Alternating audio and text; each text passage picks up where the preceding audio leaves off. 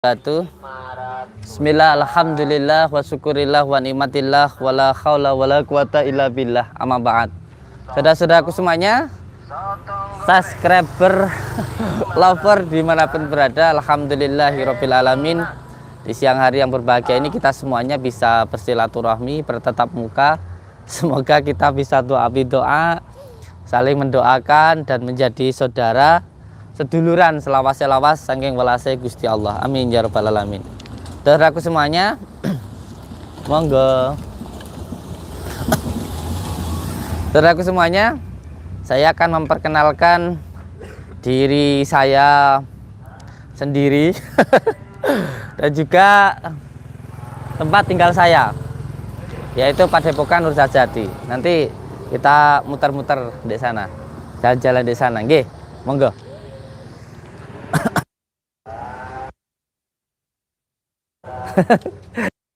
Yang banser. Monggo, Mbak. Assalamualaikum. Dari mana ini? Dari mana? Dari Jombang. Boten mlebet ah. Sampun. Oh, sudah. Ke Rukiah. Nggih. Monggo, Mbak. Nggih, assalamualaikum. Dari mana? Dari Malang. Malang. Malangnya pundi? Malang Tajinan. Malang Tajinan. Siap. Siap. Paling asma sinten? Adi. Kang Adi sama Hani. Mbak Hani. Nggih. Sehat Agus? Siap. Alhamdulillah sehat, kuat, perkasa. Alhamdulillah. Saya tertarik dan terinspirasi. Jadi kepingin. Ayo. Minta foto. Ah, siap. Fotoin sayang, beliau fotoin biar beliau di sini sama saya. Enak nanti. Langgih. Heeh. Tak pikir tempatnya jauh. Bakno dekat. Nggih.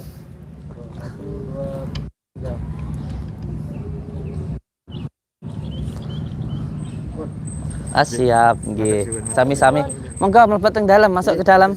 Panas di sini. Ini siapa namanya ini? Ling Jua. Siapa? Ling Jua. Ling Jua. Kok anik men namanya? Namanya Ning Jua. Iya, habis Masya Allah. yang kemarin saya loh. Kan nanti ini gitu golek ya. Akhirnya ngerti ya. Nggih. Namanya Ning Jua. Siap, barakallah.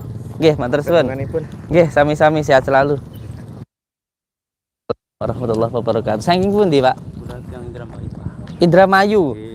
Wah, suaminya Bu Ningsih. Nggih ta? Nggih ha?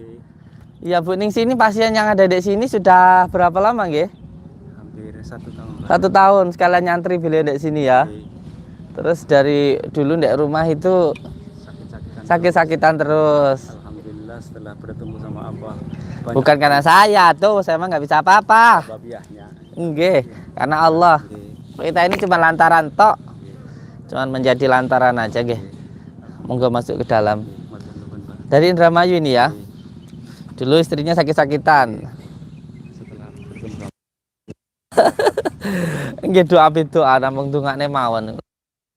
Udah mbak sekedar hanya bisa berdoa mawon selebihnya pasrahkan sama Allah. Wong donga isane doni yang idoni bismillah bismillah. Selebih pasrahane Gusti Allah. Panjenengan ketemu kali kula pun nggih dikersakne Gusti Allah. Ini bukan suatu hal yang kebetulan. Waalaikumsalam. Nggih, sehat nggih. Waalaikumsalam. Sehat nggih. Alhamdulillah. Sini Salim. Namanya siapa? Namanya siapa namanya? Nggih, barakallah. Dini. Siap. Terus ini kira nanti nakal. Nate nakal, cah cilik nakal ya biasa Terus toh. nanti kula tangglet-akan kok terus ya ada ibarat 6 gini apa? Maksudnya indigo. Nggih. Sing ngomong sapa? Nggih. Seseputan mereka. Indigo itu bukan suatu kelebihan tapi penyakit, Ibu. Langgih. Orang itu mampu melihat jin karena dua. Yang pertama karena basyirohnya, karena kebersihan hatinya. Yang kedua, orang itu mampu melihat jin karena memang jin ada di dalam dirinya. Itu malah suatu penyakit. Langsung kok terus sakit nonton. Nggak usah mikir gimana-gimana. Yang penting nanti di ruqyah, nggih. Nanti panjenengan wudu, terus air wudunya ditampung, digunakan untuk mandi ini. Dari orang tua. Foto apa? Boleh. Fotoin sayang. Dia mau minta foto. Kayak artis aku malian. Artis Rasa.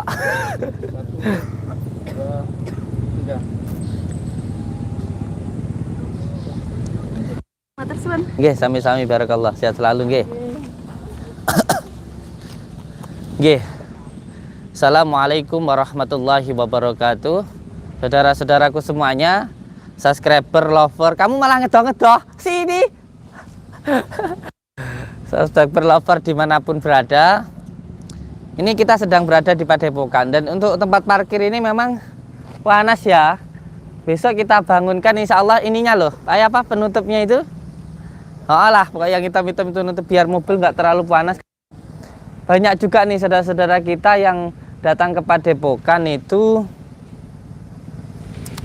karena belum ada tempat istirahatnya, itu hanya musola kecil. Jadi banyak yang istirahat di mobil nih kayak gini nih ya. Ya, Assalamualaikum. Mau dalam. Bapaknya di dalam. Tuh banyak istirahat di mobil kayak begitu. Ini juga istirahatnya di mobil, kasihan ya, belum ada tempat istirahatnya soalnya.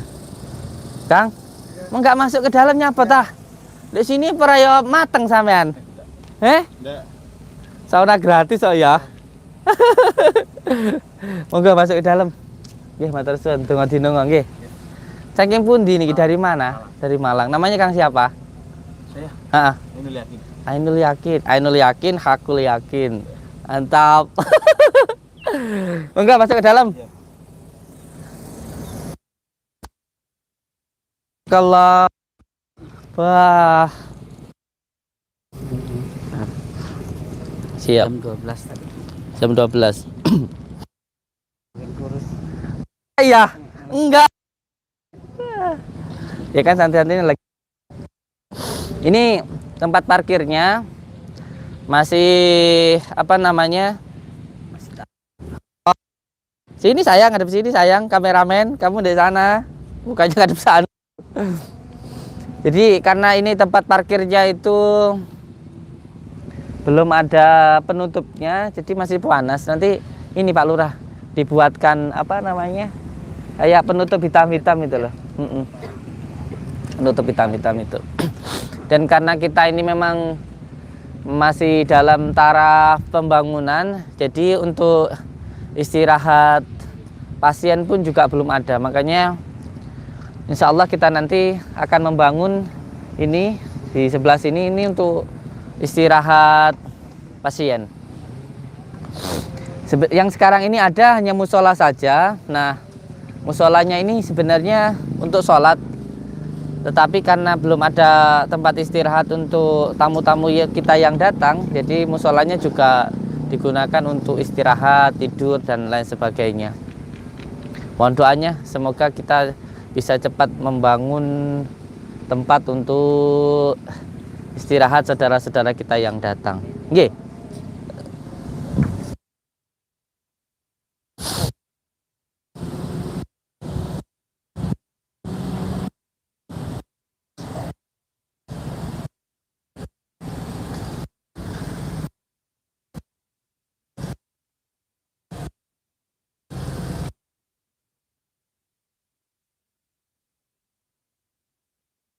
Nah, saya perkenalkan untuk saudara-saudaraku, ini nanti akan dibangun tempat untuk tamu-tamu kita yang datang. Karena ketika kita melakukan proses ruqyah, itu ada beberapa metode tata cara, tergantung dari penyakitnya. Ada yang gangguan karena ain, itu biasanya kita melakukan ruqyah selama 3 hari. Ada penyakit karena ketempelan. Penyakit karena ketempelan itu dikarenakan 4 hal. Yang pertama karena tempat, yang kedua karena nasab, yang ketiga karena kurangnya taat, dan yang keempat itu karena maksiat. Ya, untuk yang ketempelan ini biasanya kita butuh ruqyah selama 7 hari. Paling cepat 7 hari, dan biasanya ada juga yang 41 hari. Dan kalau untuk gangguan sihir sendiri ada beberapa macam. Tetapi yang jelas terkadang kita membutuhkan proses ruqyah itu selama beberapa hari. Nah, karena ruqyahnya itu butuh waktu beberapa hari, sehingga pasien itu harus menginap di Padepokan. Dan karena pasien kita ini banyak dari kalangan orang yang tidak mampu bisa datang ke Padepokan saja, alhamdulillah. Ada yang karena hutang sama tetangganya, ada yang karena jual-jual barang untuk datang ke sini. Bahkan untuk pulang pun terkadang nggak ada ongkos. Ya alhamdulillah, terkadang kita yang ngongkosin pulangnya. Nah, karena beliau tidak punya biaya, sering sekali menginapnya itu di Padepokan. Walaupun di tempat tetangga juga ada tempat untuk menginap, tapi karena harus pakai biaya, akhirnya banyak juga yang menginap di Padepokan. Untuk yang menginap di Padepokan itu untuk sementara tinggalnya di musola ini, sehingga untuk sholatnya santri berada di Padepokan, di Padepokan sana, padahal harusnya di musola. Tapi karena musola ini ada banyak saudara kita yang tidur di musola, ya saya katakan tidak apa-apa, kita utamakan dulu hablum minasnya, kita utamakan dulu saudara-saudara kita sesama manusia dulu, kita persilakan untuk istirahat di musola sehingga sholatnya di dalam. Nah, karena situasinya yang sangat mendesak, karena banyak sekali saudara-saudara kita yang datang seperti ini dan membutuhkan tempat, ya akhirnya saya berusaha untuk secepat mungkin membuat tempat ini supaya bisa digunakan untuk istirahat saudara-saudara kita yang datang di tempat ini. Jadi kita bangun ini nih.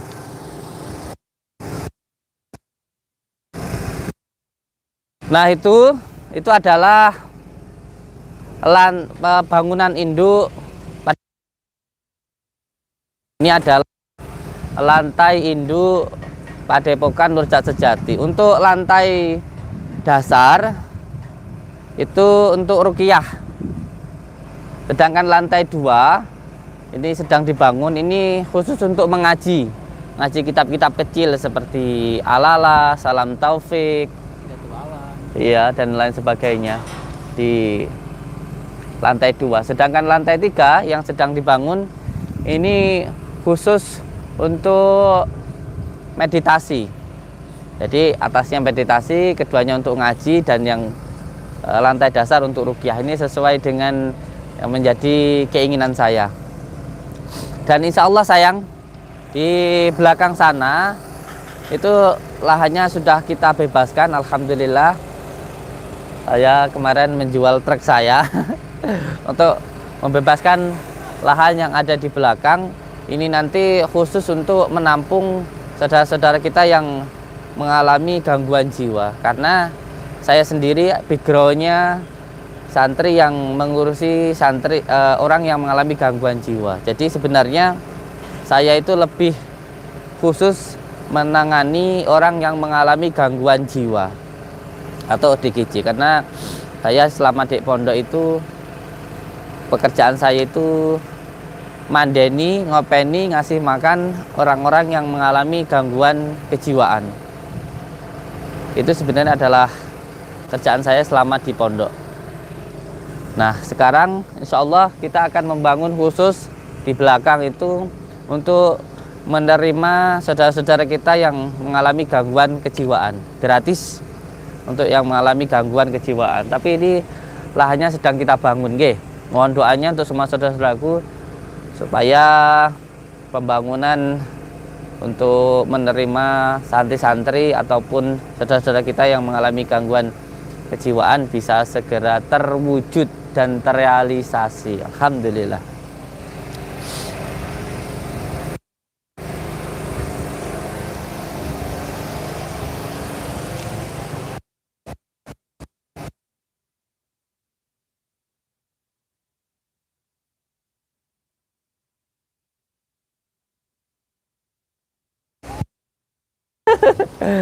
Nggih Bu, monggo barakallah. Saking pundi?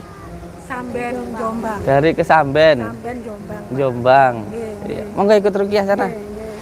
Serahkan daerah kuwi niku mau. Oh, nggak ikut masuk. Monggo. Ya ikut ruqyah itu. Ayo ikut ruqyah. Ikut ruqyah.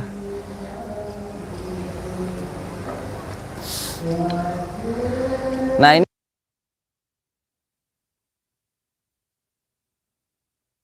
kan Dan ini adalah bangunan utamanya Padepokan. Ini lantai 2-nya sedang dibangun. Lantai 3-nya juga sedang dibangun. Untuk lantai 3 alhamdulillah sudah 80%. Bentar lagi bisa digunakan untuk mengaji, karena sementara ngajinya masih di musola. Dan lantai 3 nanti untuk meditasi. Dan yang sebelah sana, nanti sebelah sini akan kita bangun beberapa apa ya semacam candi, terus kayak kelenteng dan lain sebagainya lah begitu. Dalam arti di sini nanti ada beberapa apa namanya itu tempat-tempat yang kita gambarkan 5 tempat ibadah lah gitu. Dalam arti satu cita dalam satu negara begitu. Tidak membeda-bedakan siapapun yang datang di sana. Nah, ini tempat parkirnya nanti agak dikesiniin sedikit.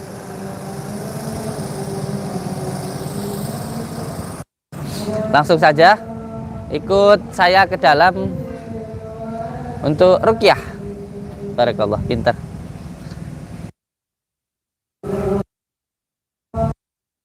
Allah. Kang Jad. Assalamualaikum. Salam. Oke.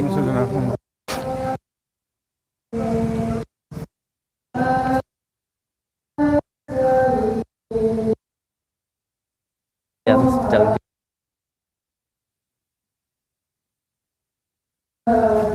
Isan batan. Sakit batan. Oke, pelan-pelan. Oke, monggo.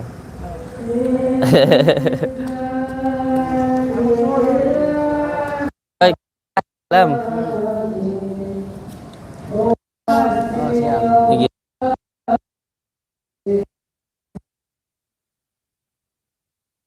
Oke.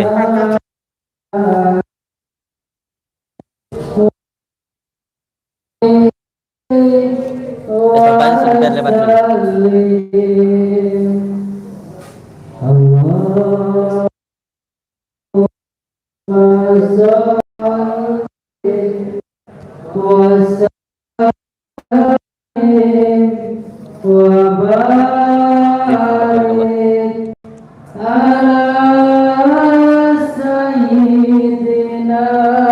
Dari mana?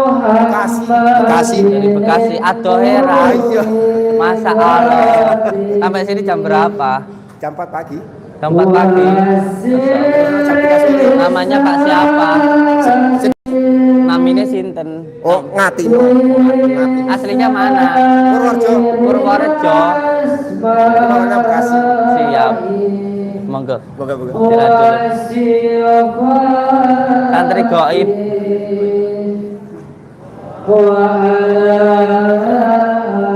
Saking Boyolali, Pak. Boyolali. Siap.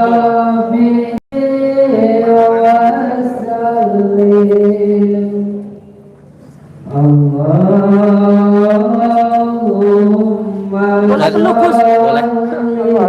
Ada. Jakarta. Berapa sampean? Alhamdulillah. Nggih. Namanya siapa? Ya, nggih. Salawat Nurita hafal ndak? Belum. Salawat Nurita hafal ndak? Belum. Hafalin dong. Ya. Bentar. Yang sayang sama bapaknya, ya, ganti sama orang tua, nggih. Umur berapa? Barakallah. Umur 5. Mirip sama ibunya.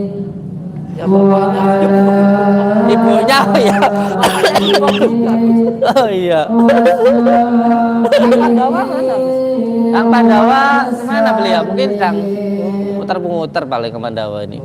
Kemarin kan dapat jeruk sama jagung. Minta Pak. Oh siap. Nanti malam ikut aja. Ya. Oke, monggo, siap. Barakallah.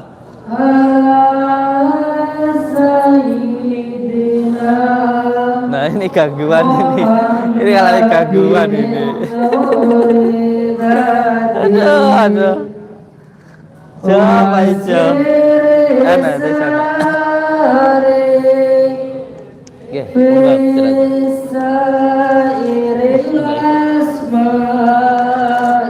nggih, kedap nggih.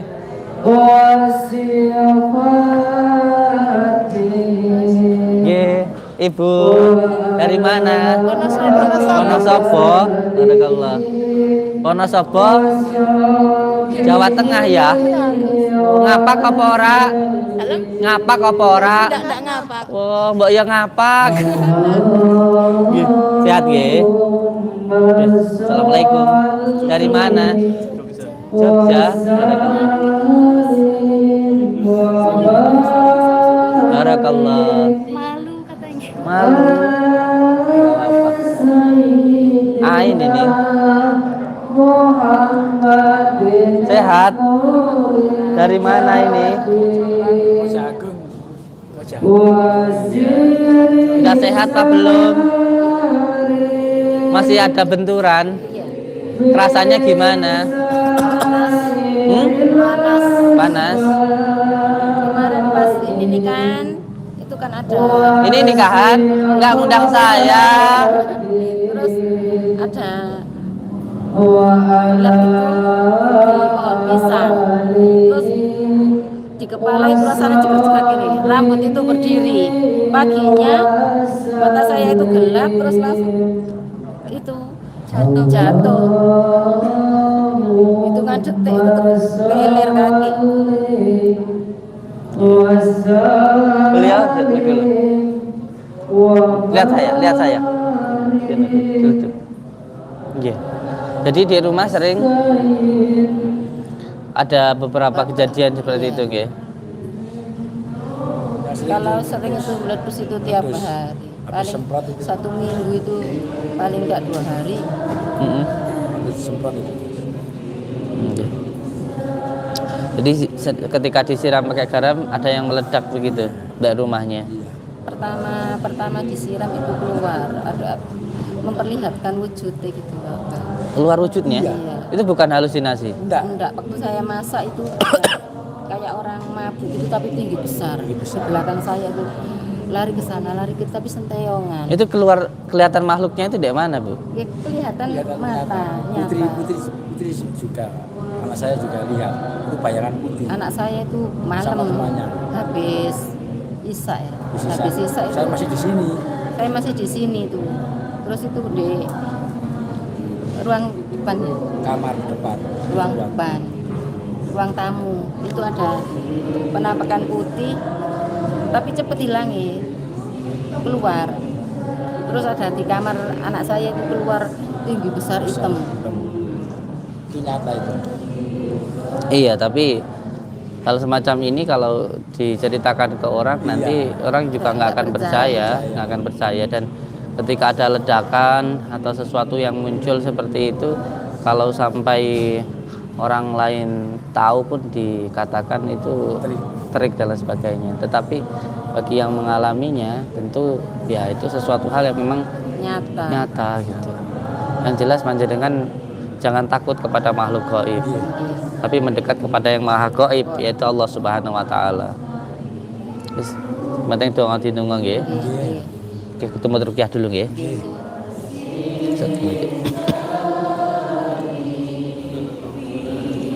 Barakallah, sehat nggih. Dari mana? Dari Tasik. Tasik. Siap.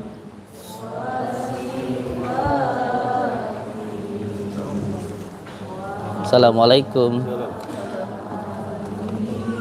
Bismillahirrahmanirrahim. Asyhadu an la ilaha illallah wa asyhadu anna Muhammadar Rasulullah. Allah.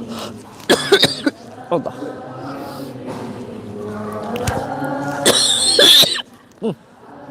Astagfirullah. Astagfirullah. Astagfirullah. Astagfirullah. Astagfirullah.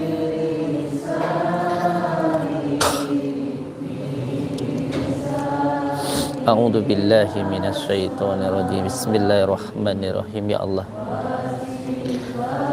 Sirullah, datullah, sifatullah, wujudullah, falullah, la ilaha illallah Muhammadur Rasulullah. Ya Allah, segala kekuatan adalah kekuatan-Mu ya Allah. Segala kekuasaan adalah kekuasaan-Mu ya Allah. Segala perlindungan adalah perlindungan-Mu ya Allah. Dengan kekuatan-Mu ya Allah, dengan kekuasaan-Mu ya Allah, hamba memohon ya Allah, hilangkanlah semua gangguan, ikatan penyakit yang mengganggu, yang mengikat di dalam diri saudaraku ini ya Allah. Gangguan yang dikarenakan tempat nasab, kurangnya taat maupun maksiat ya Allah. Gangguan yang disebabkan oleh tempat nasab, kurangnya taat maupun maksiat ya Allah. Ikatan yang dilakukan oleh orang sebelum beliau atau oleh beliau sendiri maupun oleh orang lain. Penyakit yang disebabkan oleh ain, ketempelan maupun sihir. Innama amruhu idza arada syai'an ayyakula lahu kun fayakun, kun fayakun, kun fayakun. Fa subhanalladzi biyadihi malakutu kulli syai'in wa ilaihi turja'un. Allahu akbar, Allahu akbar, Allahu akbar.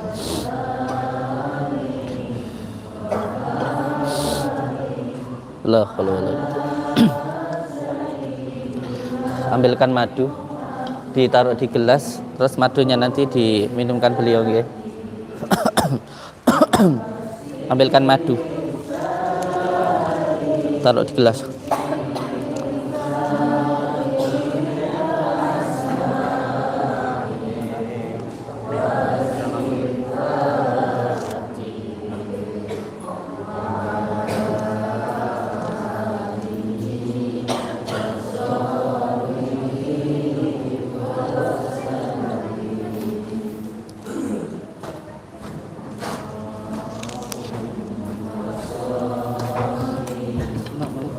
Waalaikumsalam.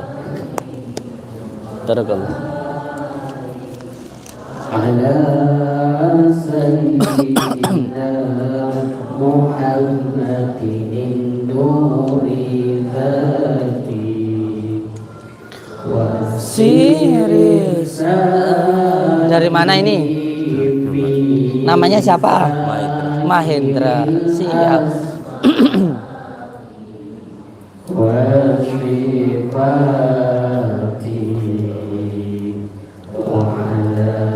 Namanya siapa ini? Siap.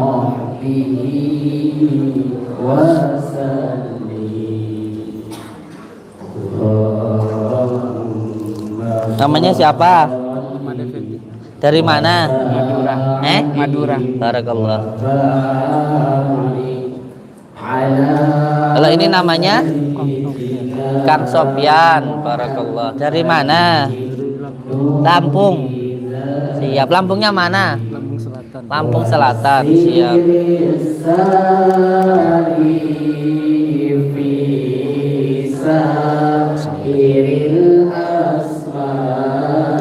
Oke, barakallah. Nanti dongeng ya.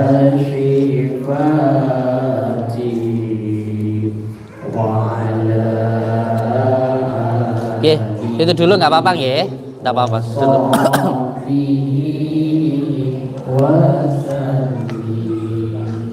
Saya tak ngerokok dulu ya. Masoli was. Hadapin ke saya kameranya sayang. Siap.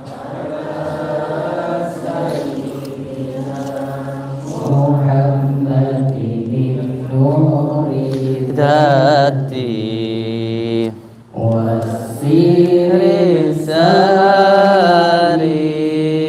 fisa iril asma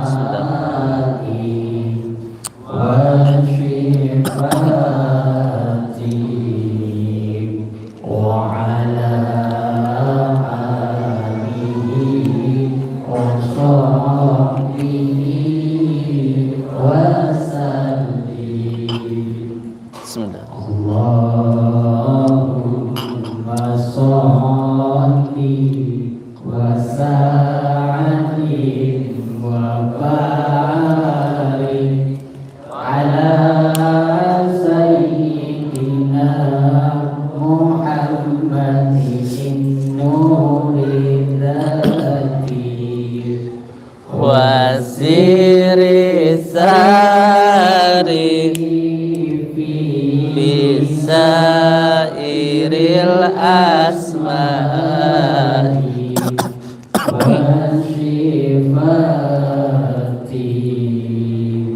وعلى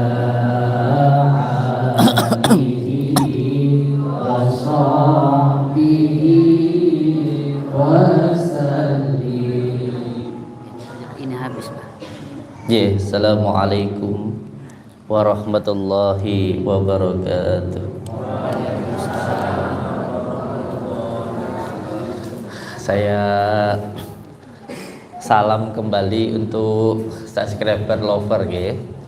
Untuk semua saudara-saudaraku subscriber lover dimanapun berada, semoga yang subscriber lover juga yang ada di sini deh semuanya. Semoga panjenengan semuanya selalu dalam lindungan Allah Subhanahu wa taala, mendapatkan rezeki yang berkah, barokah, berlimpah, bisa untuk beribadah. Amin. Pasti tujuannya buat nikah aja. Itu ya di belakang itu pengen nikah. Mendapatkan rezeki yang berkah, barokah, berlimpah, bisa untuk beribadah, bisa untuk pergi ke Mekah, ke Madinah, sisanya bisa buat beli sawah, bikin rumah mewah, beli mobil mewah, dan menjadi keluarga yang sakinah, mawadah, warahmah, mendapatkan keturunan yang soleh dan solehah. Amin. Amin ya robbal. Wah, ini belum Bapak Ibu. Yang komentar banyak. Alhamdulillah. Monggo, yuk, monggo yang mau berkomentar. Komentar yang baik boleh, komentar yang nggak baik juga boleh, nggak apa-apa, semuanya boleh.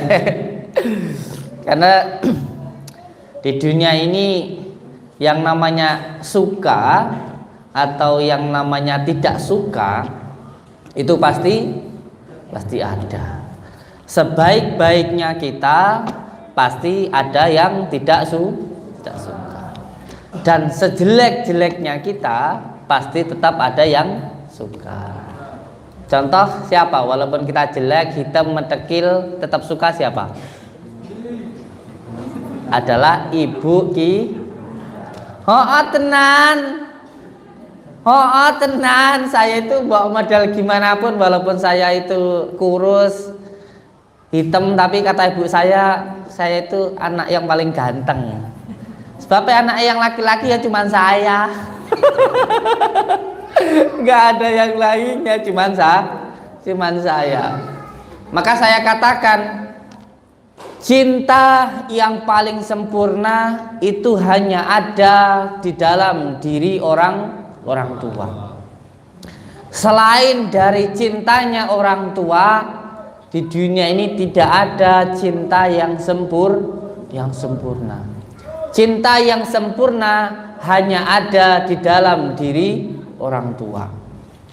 Pacarmu sing mbok bela-belani, lek ditelepon pacare, yang jemputan aku jam 1 bengi budal.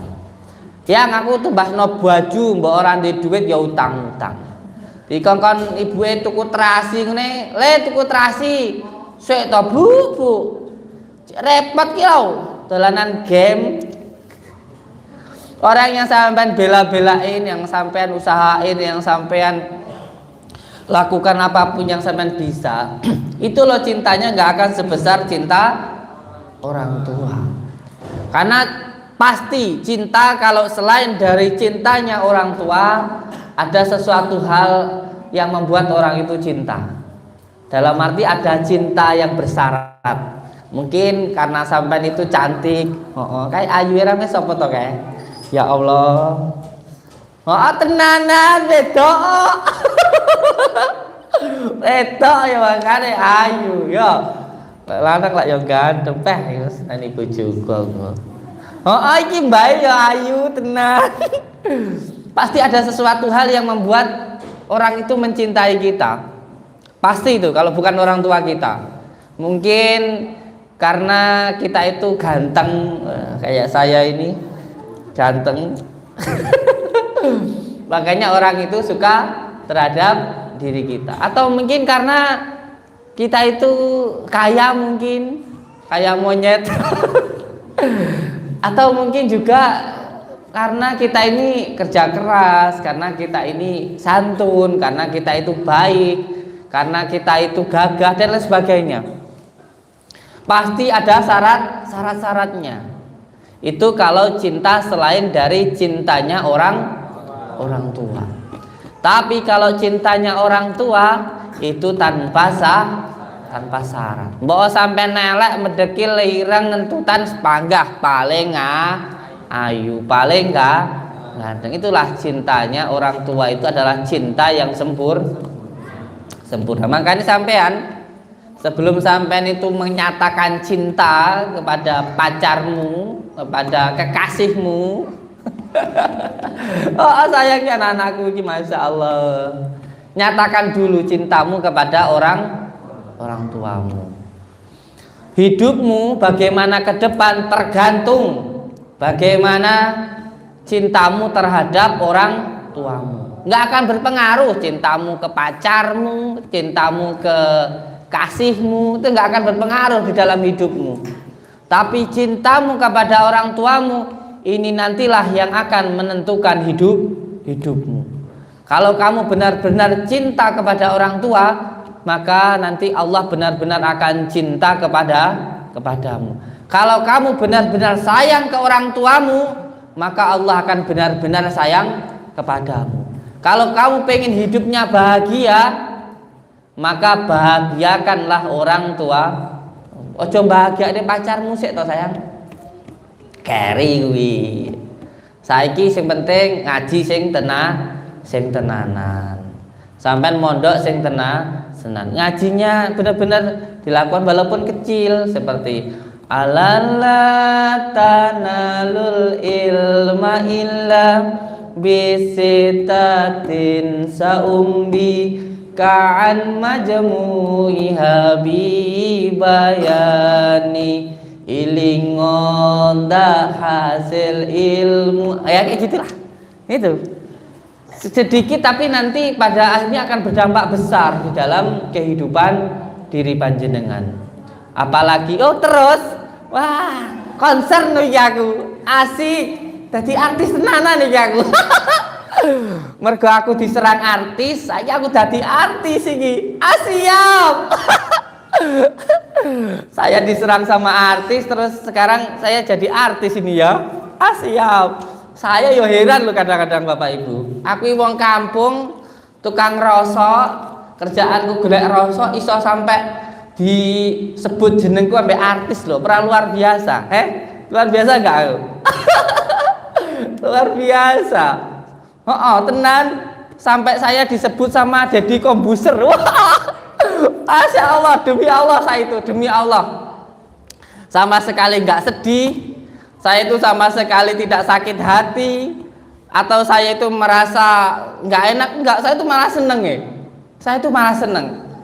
Apalagi saya barusan disebut sama Deddy Kombuser. Saya loh ya, wong kampung gitu, kerjaan yang ngerosok ya. Seorang petani, kerjaan yang neng pondok atau sekolah, saya sanawi aja nggak tutup.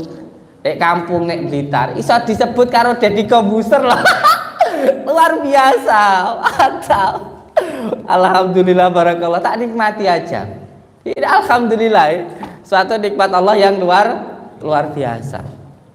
Panjenengan anak-anakku semuanya, ketika kita disebut sama orang, entah itu disebut sesuatu hal yang baik ataupun nggak baik, nggak akan ada pengaruhnya untuk diri kita ya. Ketika kita dikatakan disebut dengan hal-hal yang buruk, alhamdulillah sama lihat diomong ke wong elek, seneng kok. Karena apa? Ketika panjenengan dikatakan jelek sama orang lain, contoh sampean tak rasani, kalau sing jenengane Paijo, hai wonge tukang ngapusi kayak, tapi kowe nggak tahu diapusi. Bapaknya kowe tak omong ngono, semuanya ini nih Kang Mahendra nih.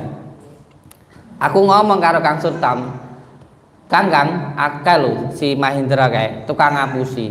Tapi aku ora tau diapusi. Tapi aku ngarani ngapusi. Sing repote meneh menuduh menipu, tetapi ketika suruh membuktikan siapa yang ditipu, mana buktinya nggak bisa. Ini lucu luar biasa. Tapi ya beginilah manusia, namanya dunia entertain. Kalau pengen tetap eksis itu menyebut nama orang lain, menyerang orang lain, itu biar lebih terkenal. Saya pun sudah mendapatkan bocoran. Kemarin juga sempat ada komunikasi. Intinya ya konten, konten hiburan. Jadi supaya tetap eksis itu bagaimana caranya? Caranya kita itu bikin konflik supaya tetap eksis. Nah, ben viral itu nggak sesuatu hal sing konflik lah begitu. Saya nggak ngerti, saya bukan artis sih saya.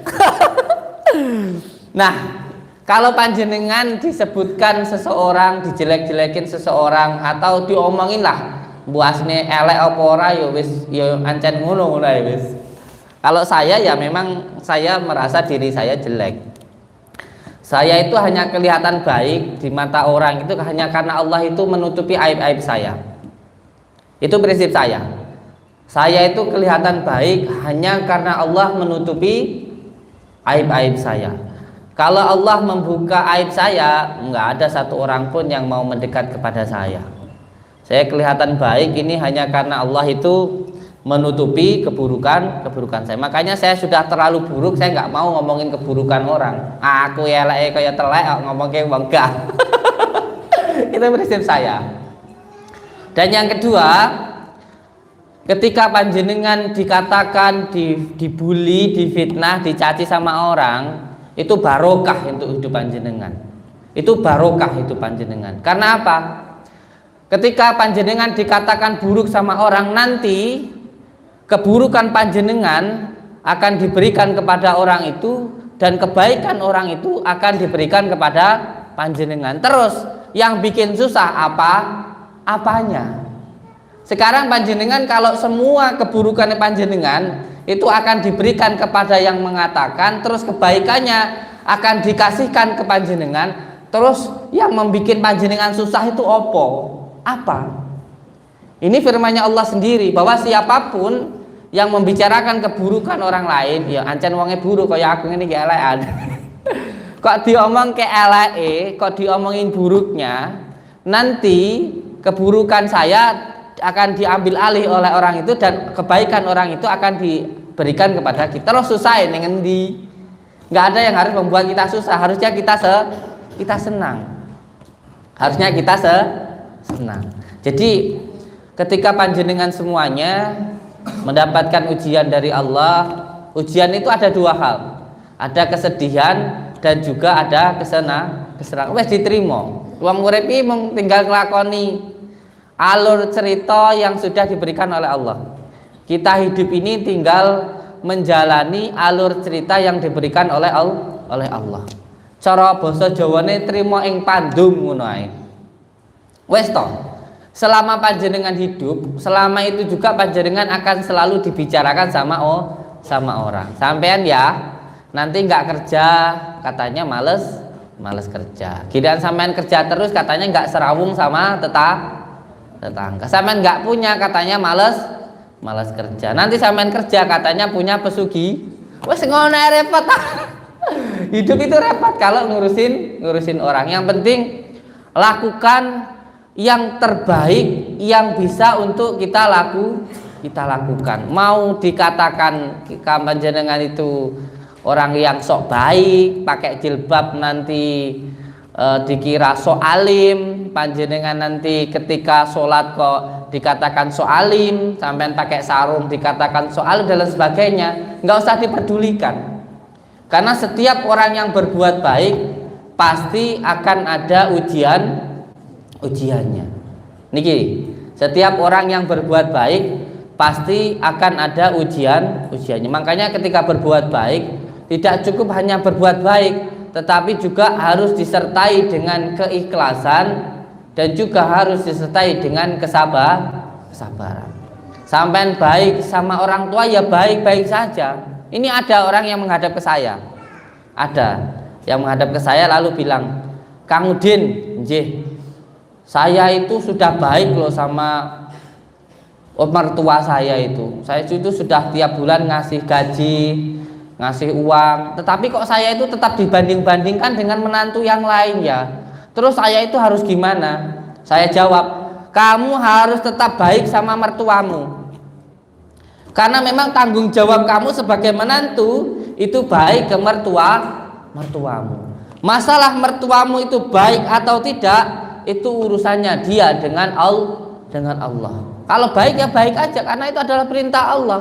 Bukan karena kamu baik itu karena mertuamu itu baik, bukan. Kamu baik sama orang tuamu ya baik-baik aja. Baik. Masalah orang tuamu itu masih marah-marah, ngomel, seumpamanya apalagi pikun, udah dikasih makan katanya belum. Ya kamu harus tetap baik sama orang tuamu.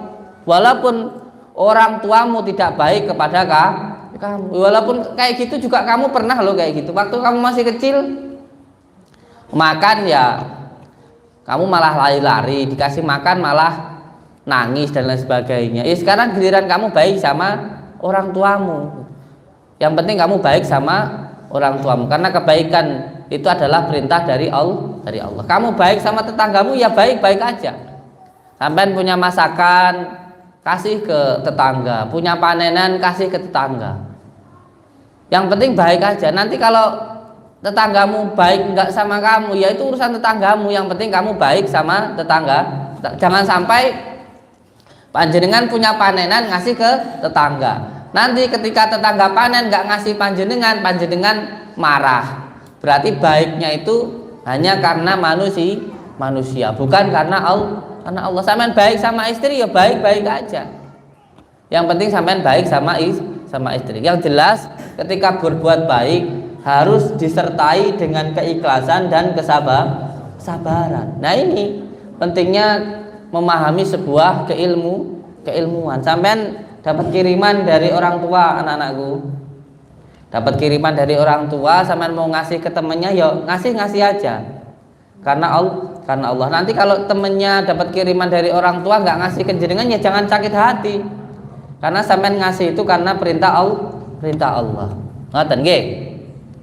Dan sering sekali sayang, banyak sekali orang yang datang ke sini itu selalu mengeluhkan kalau di dalam hidupnya itu sengsara, soro, selalu sakit-sakitan, selalu ditipu orang. Itu bilangnya karena disantet. Wah Gus, saya ini disantet sama orang loh Gus. Saya itu kerja selalu bangkrut. Wah rezeki saya disumpetin sama orang. Saya itu sakit-sakitan. Pasti saya ini disantet sama orang. Itu kalau dengar kayak gitu saya itu ya ketawa tapi takut dosa. Iya aku ya mau menang ngono. Terus saya itu harus gimana Gus? Cara supaya saya itu biar hilang santet saya. Ya caranya gini Bapak, tajimune sandal kuaplok. Caranya begini, saya kasih daun bidara sama garam. Ini nanti panjenengan buat mandi, setelah mandi malam. Terus setelah itu nanti dzikir, setelah dzikir nanti panjenengan kirimkan Al-Fatihah ke orang tua panjenengan. Terus setelah saya kasih seperti ini biasanya terus tanya, terus apalagi Gus? Sudah gitu aja. Loh kok kayak gini doang Gus? Ini jauh-jauh loh. Dari Kalimantan jauh-jauh sampai ke sini cuman disuruh baca Al-Fatihah untuk orang tua doang. Terus saya mikir dalam hati saya, lah terus aku kon nyapo, terus aku kon piye, apa kon ini ngono ben ketok sakti Terus saya suruh gimana? Kalau memang penyakitnya cuma dari situ, terus saya suruh gimana? Nah terkadang hal semacam ini perlu untuk dipahami. Banyak orang itu hidupnya sengsara, yang paling utama itu karena kedusan sama orang tua. Hampir kebanyakan seperti ini. Banyak itu orang itu hidupnya sengsara karena kedusan sama orang tua. Ini yang paling banyak sekali. Jadi panjenengan kalau pengen hidupnya bahagia tergantung bagaimana panjenengan ke orang tua. Kalau ke orang tua baik, maka hidup panjenengan pasti akan baik. Tapi Kalau sama orang tua durhaka, sengsara urip panjenengan. Sengsara. Masih mendino salat, masih mendino wirid, masih setiap hari ke makam, ke para wali-wali Allah, ziarah. Tapi kalau sama orang tua itu durhaka, sengsara. Ini yang perlu untuk dipahami.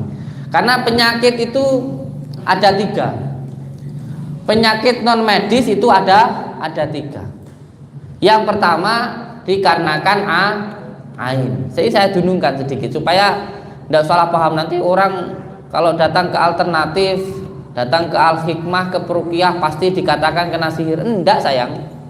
Itu orang ngomong yang enggak tahu tapi sok tahu.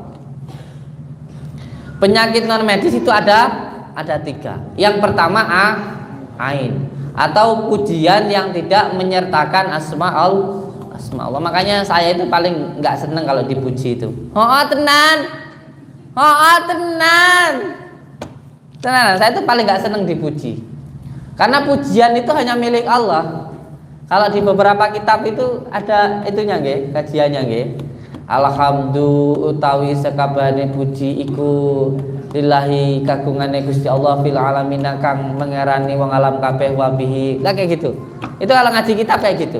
Jadi alhamdulillah utawi sekabehane puji iku lillahi kagungane Gusti Allah. Jadi pujian yang tidak menyertakan asma Allah itu malah menimbulkan penyakit.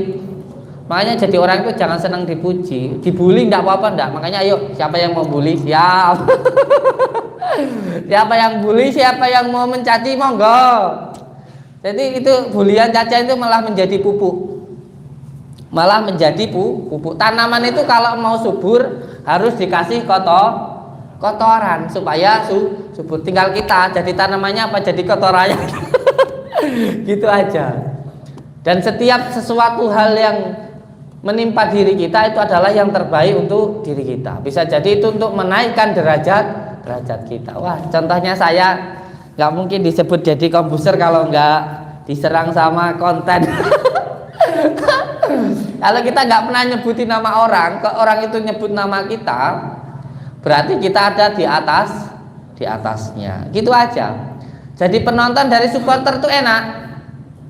Tinggal bengok-bengok. Oh, kayak ngapusi, kayak goblok, kayak cengong, ngono enak dari supporter nggih. Jadi supporter penonton tuh enak, tinggal kayak goblok, kayak cengong, kayak nipu, kayak ngapusi, tapi kalau duduk sapa sing diapusi ora ngerti. Plongo. Kono sing nuduh malah kene kon sing buktekne kan cengong. Astagfirullahaladzim. Kono sing nuduh kene sing kon buktekne, kamu tak tuduh nyuri tapi yang tak suruh buktikan itu kamu sendiri gitu loh. Saya nuduh kamu itu pencuri, tapi saya itu nyuruh kamu untuk membuktikan. Masuk akal enggak? Aneh enggak? Astagfirullahaladzim. Innallahur rahim la haula wala quwata illa billah. Jadi lucu. Jadi supporter tuh enak karena jadi supporter itu cuman ngomong. Tadi penonton tuh enak. We cengoh, we goblok, we nipu, gitu enak. Yang paling penting pemainnya itu harus fokus pada apa yang dia kerjakan. Kalau dia main sepak bola, yang penting kamu fokus bermain sepak bola itu dengan sebagus-bagusnya. Buktikan kalau kamu itu bisa bermain dengan baik, dengan benar, nggak nipu, kamu nggak bohong kayak gitu. Sehingga omongan supporter yang anak-anak itu yang tadinya membuli bisa tepuk tangan, yang tadinya menghina bisa bersorak. Itu aja sudah tugas kamu itu. Jadi kamu jangan sampai terpengaruh dengan omongan supporter. Kalau kamu lagi main bola gitu, terus ada supporter yang teriak, "Weh ngapusi," gitu. Apa kamu itu bohong gitu? Kamu tuh mainnya curang kayak gitu. Terus kamunya itu tiba-tiba berdiri, berhenti terus nyauri, membalas omongan itu, "Ora kok, aku ora ngapusi." Gitu. Ayo balmu dijumuk liyane. Ya gagal kowe main sepak bola. Jangan sampai terpengaruh. Sampai itu selama hidup pasti akan ada yang namanya orang tidak suka. Namanya kita itu hidup, apapun yang kita lakukan Pasti ada saja orang yang tidak makanya diomong orang itu udah biasa. Selama kita hidup tuh mati diomongin. Kamu nggak kerja, katanya males kerja, katanya nggak serawung tetangga, nggak punya uang, katanya kamu males kerja, punya uang, katanya kamu punya pesugihan. Gitu aja terus selama hidup kamu itu masih akan terus diomongkan sama orang. Nggak apa-apa. Namanya orang ngomong orang kelong nyapa. Tergantung diri kita. Kalau diri kita itu dikatakan bodoh, kitanya marah, ya berarti sama halnya ketika kita digodain anak kecil kok marah, berarti kita jadi kecil. Makanya panjenengan sini pendekar dari beberapa perguruan yang ada di sini, santri-santri, kalau sampean sudah benar-benar jadi pendekar, kalau sampean itu sudah benar-benar menjadi warga, sampean itu ditantang sama orang nggak akan melayani. Karena kalau ditantang orang masih melayani itu berarti belum benar-benar menjadi pendekar. Ditantang anak kecil mbok layani, ya jadi cah cilik. Nah ditantang mau gendeng kok mbok layani, jadi gendeng mana ngono. Jadi gendeng mana. Yang penting panjenengan itu lakukan peran panjenengan dengan sebaik-baiknya. Kalau jadi santri yo santri sing tenanan, kalau jadi petani yo petani sing tenanan, kalau jadi orang tua yo orang tua sing tenanan, kalau jadi suami yo suami sing tenanan, sing sayang sama istrinya, nggak gampang marah, nggak gampang nesuan. Tenan. Kalau jadi istri yo istri sing tenanan, ojo dolan ae urusi bojomu. Urusi anakmu gitu. Intinya lakukan sesuatu hal itu dengan tenang. Nah ini loh pentingnya panjenengan belajar ilmu. Ketika panjenengan belajar ilmu itu sebenarnya supaya diri kita itu tenang. Kuncinya orang belajar ilmu itu supaya tenang. Karena ilmu itu adalah nur cahya. Ilmu itu adalah penerang kehidupan, supaya kita tahu tujuannya hidup. Ilmu itu intinya adalah penerang supaya kita itu tahu tujuannya hidup. Kalau kita tahu tujuannya hidup, nggak akan gampang gubuan, nggak akan gampang bingungan, dan nggak akan gampang susah. Dikasih nggak punya apa-apa, yo sabar. Nggak gubuan, nggak punya apa-apa ya sabar, dikasih kaya juga nggak lupa. Jadi ilmu itu adalah penerang, ilmu itu adalah cahaya supaya kita tahu tujuannya hidup. Makanya orang kalau hidup tidak punya ilmu itu seperti orang yang berjalan di waktu malam tidak punya cahaya, tidak ada penerang, sehingga bingungan. Diomong wong ini wis bingung, diomong wong ini wis bingung. Enek wong ngomong ini milu ngene, enek wong ngomong ngono milu ngono, enek wong ngomong kayak ngapusi wis milu-milu ngelok. Karena apa? Karena nggak punya ilmunya, wis ngetutnya ngikutin apa kata orang. Dilok neng ini wis bingung, diomong ini wis bingung. Saya itu dari 3 tahun yang lalu, sudah dari 3 tahun yang lalu diserang sama orang itu. Dari mulai saya masih belum punya padepokan sampai sekarang punya padepokan begini, itu dari dulu sudah diserang orang. Apa ngaruh buat saya? Yang katanya nanti 2 bulan lagi tutup lah, yang katanya saya itu begini, apa ngaruh buat saya? Nggak ngaruh sama sekali buat saya. Buktinya ya tambah rame, buktinya ya tambah kabeh. Tambah anak, tambah anu ya. Gak omong aku bojoku desu. Gak ngaruh. Kalau kita sudah tahu tujuan hidup kita sudah tahu apa yang kita lakukan, tidak akan terpengaruh dengan omongan orang. Contoh sampean jalan ke Kediri, kalau sampean sudah tahu tujuannya, mbok diomong nanti sampean di jalan ada ini ada itu, nanti nyebrang sungai yang luas. Tapi karena sampean sudah tahu tujuannya di sana, ya nggak jadi masalah orang mau ngomong kayak gimana. Inilah pentingnya kita mempunyai ilmu supaya nggak gampang gubuan, nggak gampang bingungan. Kalau dikasih miskin ya nggak nyolong, ya nggak ngapusi. Kalau dikasih kaya ya nggak terus maksiat, sehat kok nggak terus maksiat gitu, ndak.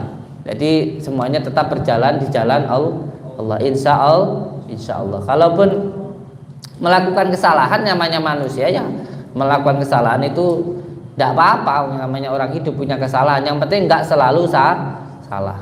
Makanya saya bilang dengan semuanya, terus jalankan sholat, terus amalkan sholawat walaupun terkadang melakukan maksiat. Ojo sampai kualik ya sayang ya. Mengko nek sampean wah aku kadang-kadang cek maksiat, nggih apa aku sholat. Ini adalah jalan masuknya setan. Setan itu masuknya dari waswas. Engko aku sholat ora keterima. Nanti aku sholat gak diterima sama Allah, kan gitu.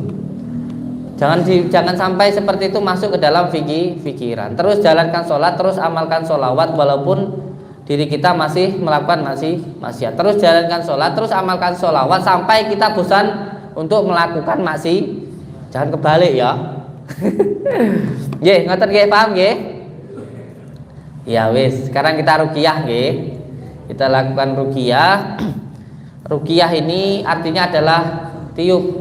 Dan yang menjadi keyakinan kita, aku yakin kita bahwa Al-Quran itu adalah obat untuk berbagai macam penyakit medis maupun penyakit non medis. Dan tadi saya sudah menjelaskan sedikit bahwa penyakit non medis itu ada 3. Yang pertama karena ain atau pujian yang tidak menyertakan asma Allah. Makanya orang-orang tua kita dulu sering bilang, kalau anak gemuk jangan diomong, kan gitu nggih. Nanti anaknya kurus. Kalau anaknya seneng makan jangan diomong, nanti nggak doyan makan, kan begitu nggih orang tua kita dulu. Nah itu sebenarnya semuanya ada ilmunya, bukan sesuatu hal yang syirik, bukan.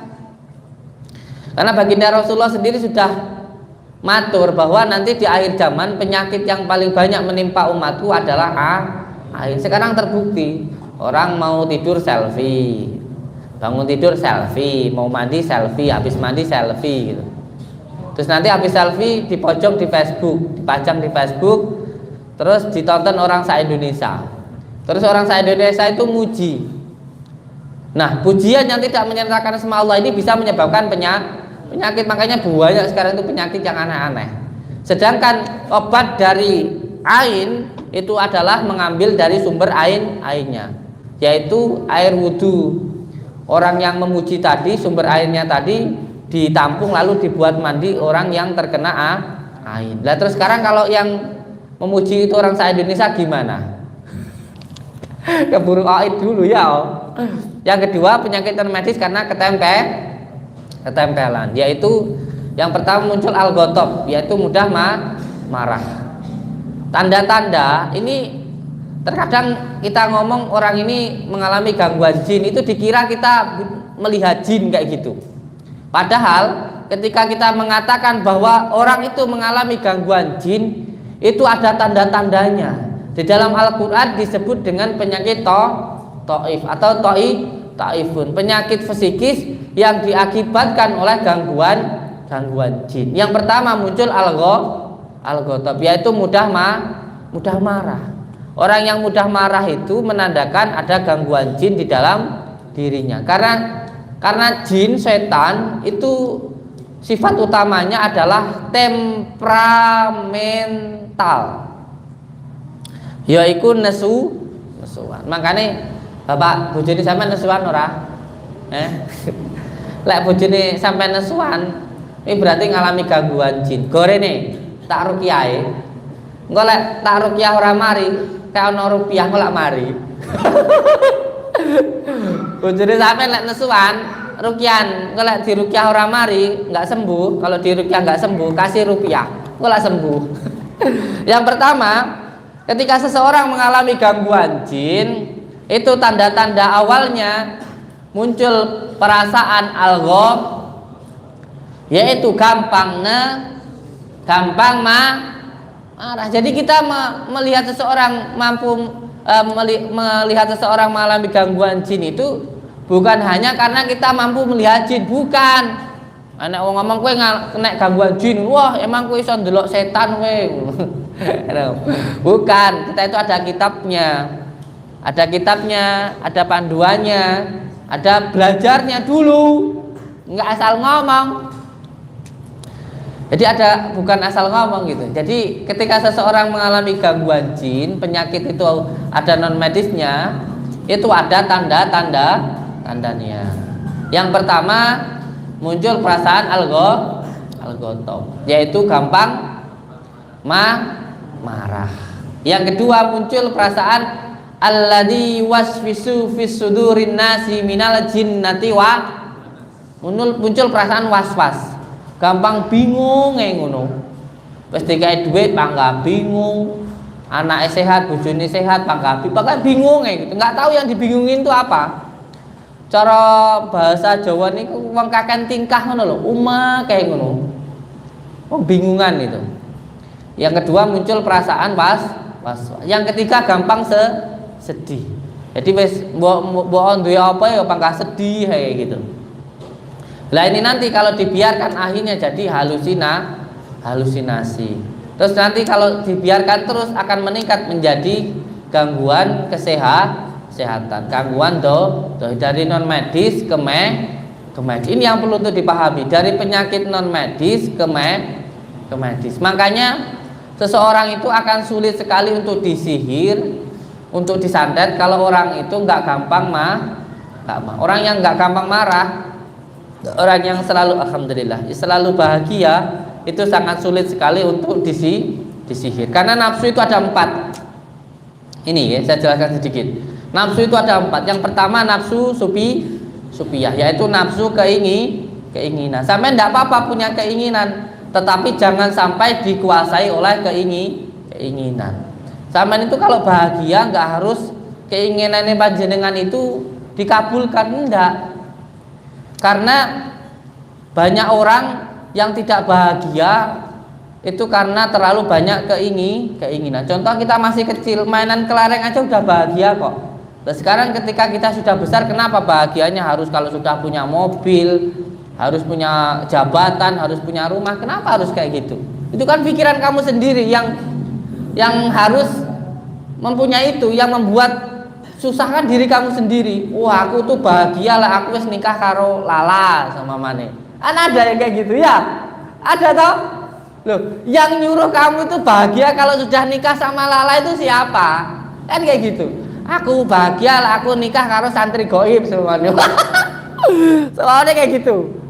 Wah, aku bahagia kalau nikah sama Paijem kayak gitu. Paijem yang cantik, yang gitu.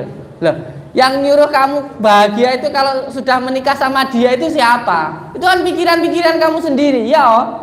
Kamu sendiri yang membuat hidup kamu itu sengsara. Aku bahagia nanti kalau sudah punya rumah. Aku bahagia nanti kalau sudah punya mobil, iya toh? Itu kan keinginan kamu sendiri yang mengekang kebahagiaan kamu. Ya inilah namanya nafsu supiyah. Nafsu supiyah itu adalah nafsu keinginan. Dulu kamu kecil main kelereng aja udah bahagia kok. Kenapa sekarang bahagianya harus begini, harus begitu? Ya makanya saya kalau ditanya bahagiamu itu gimana Kang? Bahagiaku ya sekarang ini. Kalau kemarin itu ya sudah, yang depan itu wis terserah Gusti Allah gitu. Ya, yang bahagia itu namanya nafsu supiyah. Nafsu supiyah itu kalau di dalam ilmu Jawa tasawuf disebut dengan nafsunya tetumbuhan. Nafsunya tetumbuhan itu pepaesan atau keindahan. Bunga itu hanya mekar, terus setelah mekar mati. Ini adalah nafsunya tumbuhan. Makanya kita itu sering dikatakan kita ini adalah jagat alit, dunia ini adalah jagat besar. Karena semua yang ada di jagat besar, semua yang ada di dalam dunia ini ada di dalam diri kita. Kita ini adalah jagat alit, tetapi semua yang ada di jagat besar ini ada di dalam diri kita. Makanya saya katakan dunia ini nggak akan kiamat selama umat ini masih taat. Selama kita itu taat, dunia ini nggak akan kiamat itu. Jadi nafsu supiyah itu adalah nafsu keinginan. Yang kedua, nafsu lawamah. Nafsu lawamah itu nafsu makan. Atau kalau di dalam ilmu tasawuf, lawamah itu nafsunya hewan. Hewan itu pokoknya ngertinya yo mangan. Mbok katokan ora katokan, sing penting mangan. Makanya orang yang hidupnya hanya makan itu seperti hewan. Orang ngerti halal apa haram, wis pokoknya sing penting mangan itu. Enggak apa-apa. Sampean itu makan buat hidup, tetapi jangan sampai hidup buat makan ini. Ini adalah nafsunya hewan. Yang kedua, yang ketiga, nafsu amarah. Nafsunya setan. Kita itu marah ya enggak apa-apa, marah kalau kita nggak bisa tanggung jawab sama istri, marah kalau kita itu nggak taat, marah kalau kita itu nggak kerja, marah kalau kita itu nggak tanggung jawab, nggak ngibadah, itu baru marah. Tetapi jangan sampai dikuasai oleh amarah. Jangan sampai dikuasai oleh amarah. Ngoten paham nggih? Karena nggak ada ceritanya orang menuruti hawa nafsu hidupnya bahagia, itu nggak ada. Suka sama orang, nggak tahu itu istri siapa, mbok sukai, yo iso kowe dipateni wong. Iya nggak? Sampean dicaci orang marah, sampean langsung bunuh atau mukul, masuk penjara sampean. Ya, jangan menuruti hawa nafsu. Dan ini penting ya anak-anakku nggih. Dengarkan ya, cinta ya sayang ya. Tenanan, kayak bahaya kayak Kang Adian, Kang Sofian ditutupi sih ini, nggak ketok aku, nggak konsen aku ceramah,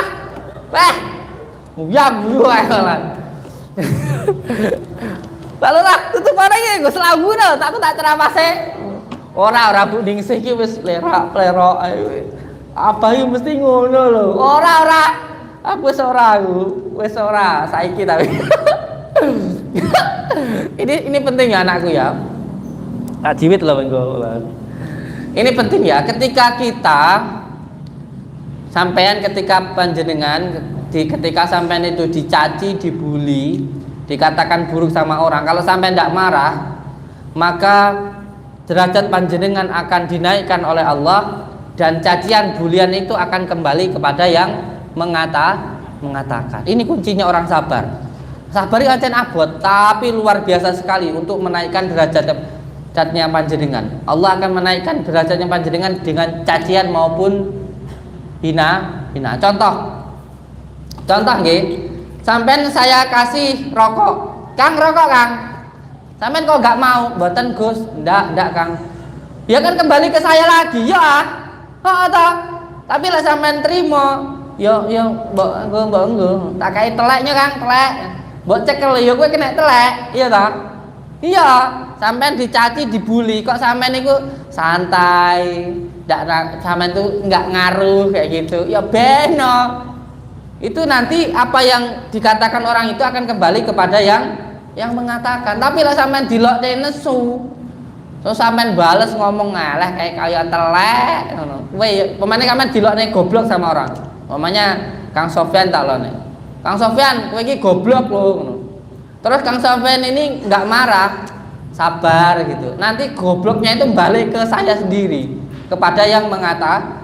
Tapi kalau Kang Sofian dikatakan bodoh kok marah, ya nggak enak hikmah apa-apa yang didapat nih, kecuali hanya menuruti hawa nafsu. Iki loh kunci ini orang belajar ilmu hikmah itu nggak gampang Kang, ora gampang.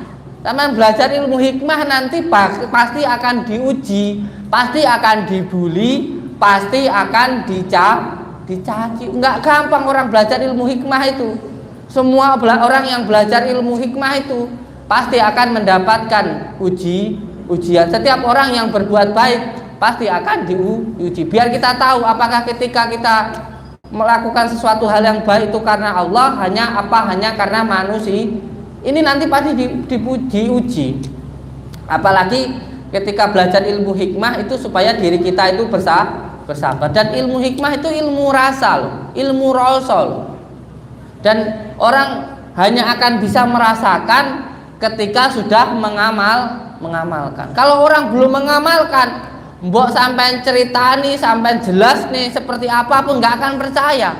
Wong dia belum pernah mengamalkan kok. Saya minum kopi, nggih. Rasanya manis karena saya sudah meminum. Kalau sampai saya menceritakan kepada orang yang belum pernah minum kopi, alah malah dilokne ngapusi.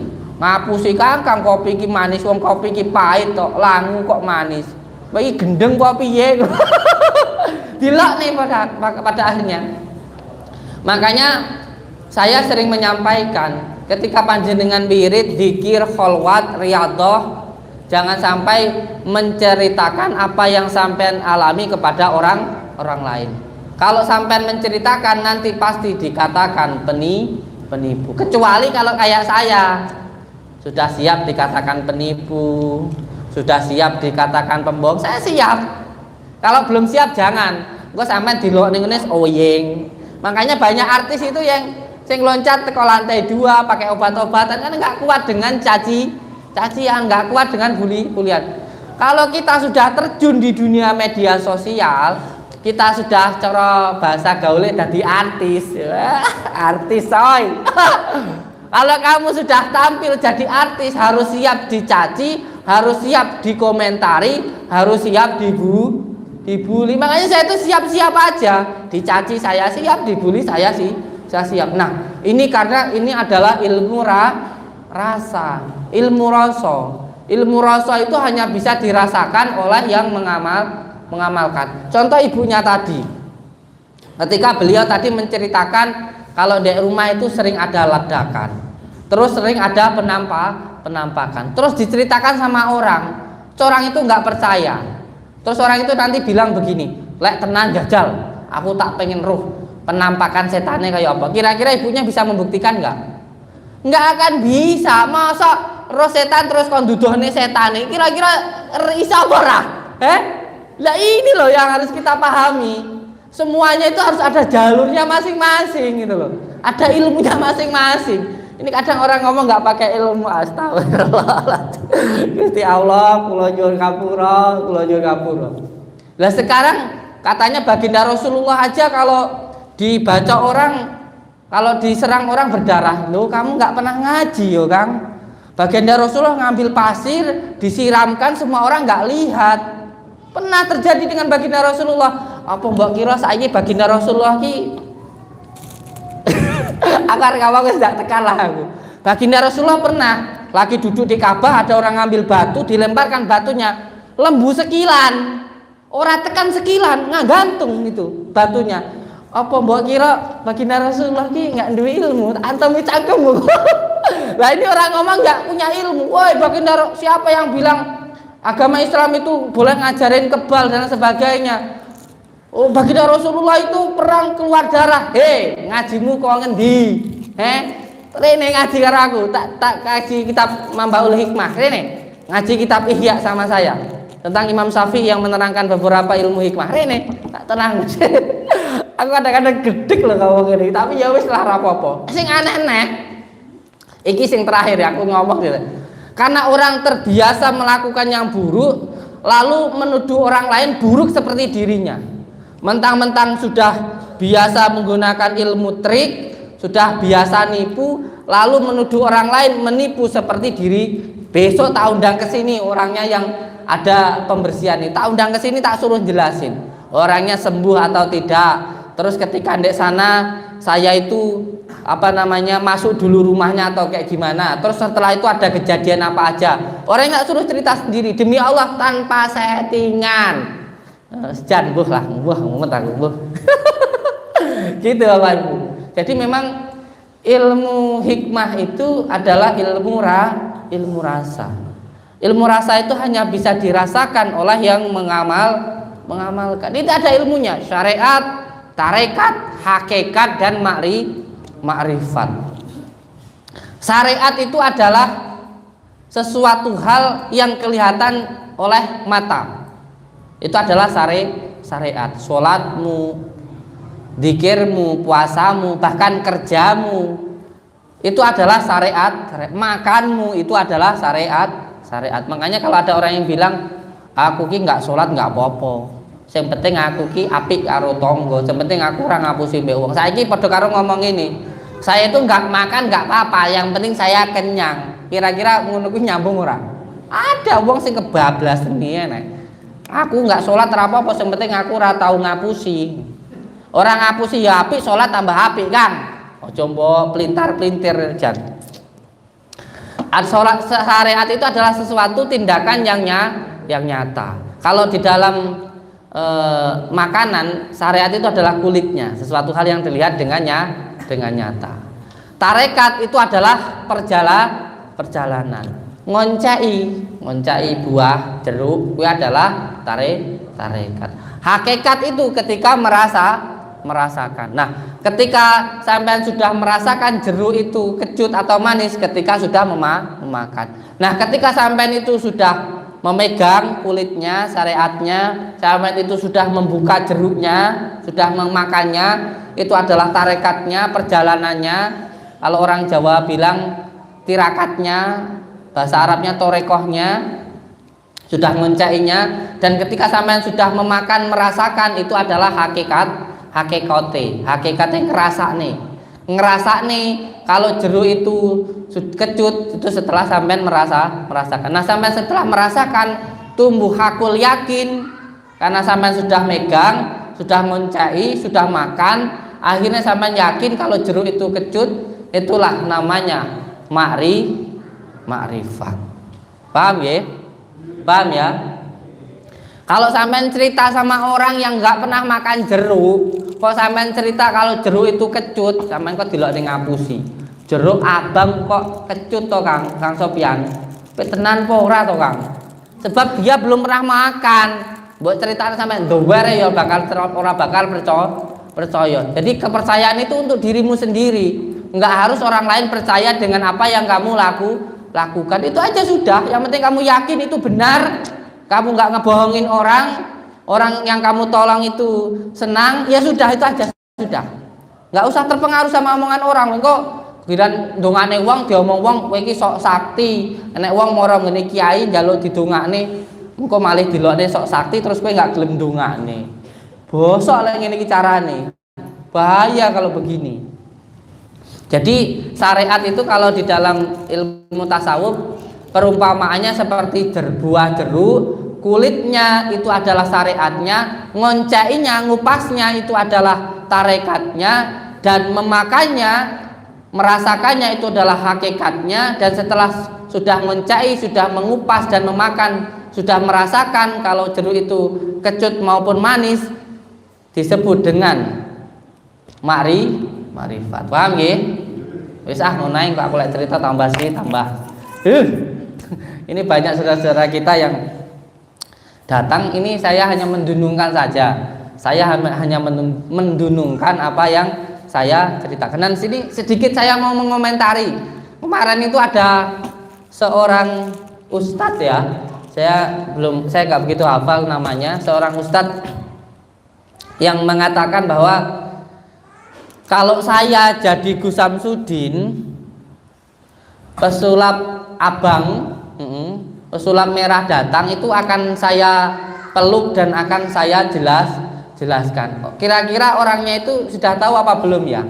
Kalau pesulap merah itu datang tapi nggak mau masuk, terus gimana kita mau menjelaskan?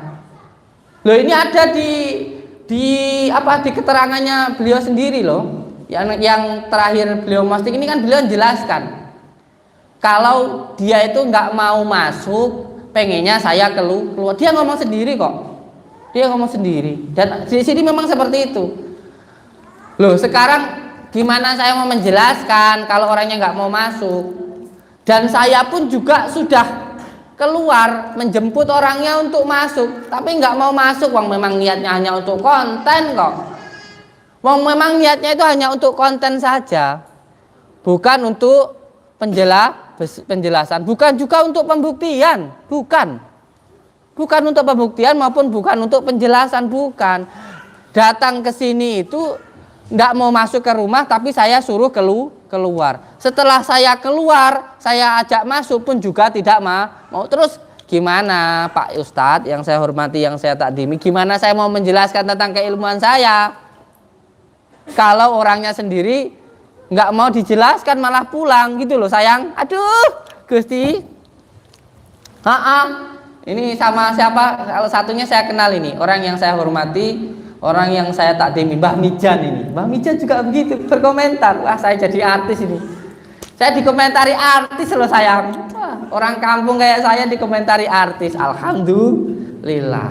Jadi ada yang mengatakan, Pak Ustadz itu yang saya hormati, yang saya takdim itu, beliau bilang, Gus Sudi kalau saya jadi Gus Samsudin, kalau kata Ustadz itu, kalau saya jadi Gus Samsudin, saya akan menjelaskan kepada orangnya tentang keilmuan yang saya punya, akan saya peluk dan saya rangkul. Saya itu malah yang orangnya itu datang nggak mau masuk, sudah dijemput sama santri saya 3 kali, pengennya saya yang keluar, akhirnya saya loh yang tuan rumahnya, walaupun nggak dihargai saya juga keluar. Setelah saya keluar, mau saya jelaskan malah pulang. Ada videonya. Ayo Kang, jenengan itu orang baik, ayo dilakukan dengan cara yang baik, masuk ke dalam, nanti saya jelaskan. Enggak, di sini aja. Ya wes, kalau di sini mau pembuktian silahkan.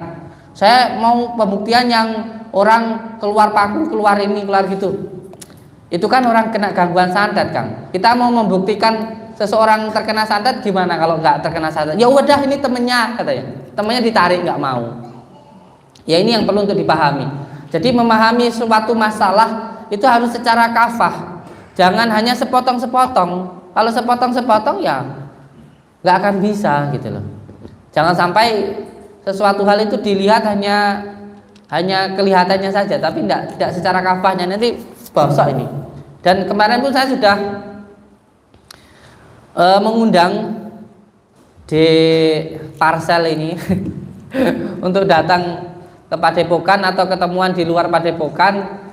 Katanya ongkosnya banyak, saya ganti pulang pergi. Itu pun juga nggak mau datang. Jadi hanya konten saja lah menurut saya ini. Jadi kalau memahami agama itu memang harus secara kafah lah, jangan hanya sepotong-sepotong.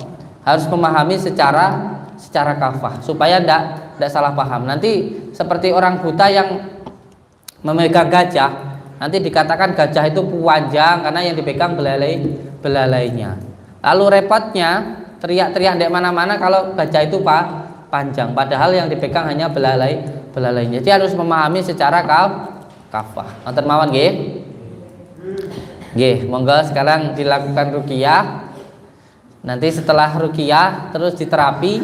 Setelah diterapi nanti dibawakan media untuk sarana berzikir. Monggo nggih. Ikuti bacaan yang saya baca. Siap? Alhamdulillah. Kalau saya terbukti salah, nggak hanya tutup channel, sayang tutup channel mah apa? Nanti ada pembuktiannya ini di pengadilan. Yang salah bukan hanya tutup channel, di penjara. Kamu kan sudah menuduh saya berbohong. Kamu harus bisa membuktikan siapa yang saya bohong. Kamu yang nuduh, saya yang suruh buktikan, kan lucu kamu itu. Oh tenan. Aduh, sana yang nuduh, sini suruh buktikan. Hah? Jangan gitu Nanti saya si Pak Om, gitu gimana? Jangan panggil saya anak kecil Om, kayak gitu nanti.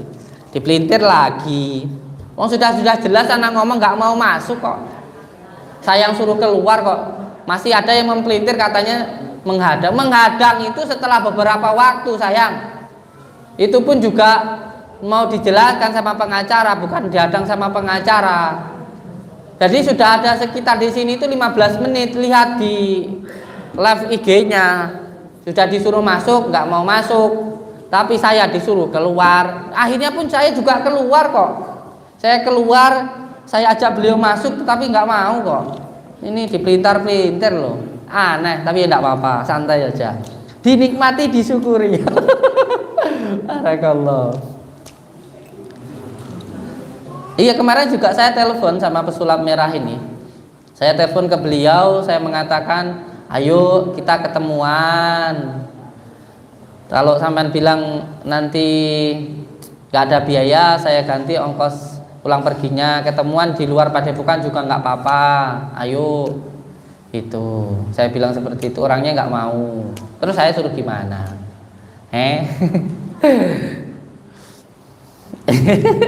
Lucu ah. Saya mau mengucapkan terima kasih nih, karena berkat beliau saya jadi dikenal orang. Walaupun dikenalnya katanya melakukan penipuan, nggak apa-apa, yang penting terkenalnya aja. Saya malah bangga.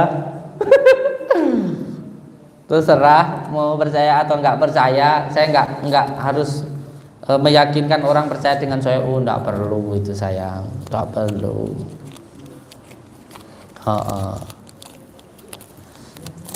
Monggo. Saya yakin sesuatu hal yang baik pasti keluar yang baik-baik. Dan saya sampaikan untuk subscriber saya, lover saya, jangan pernah membalas cacian orang yang mencaci saya. Jangan sampai panjenengan terkotori dari kotoran orang. Biarkan orang saja yang kotor, kita jangan sampai terkotori. Itu yang paling penting. Ya. Jangan pernah membalas cacian orang yang mencaci saya. Semuanya itu adalah hikmah dari Allah Subhanahu wa taala untuk gimana kita mau benar-benar sabar kalau kita nggak dibully, nggak dicaci. Gimana kita mau terbukti pohon itu kuat atau tidak kalau nggak diterpa angin? Iya kok? Iya nggak? Iya dong. Masa iya? Masa enggak? Ya iyalah, masa iya dong.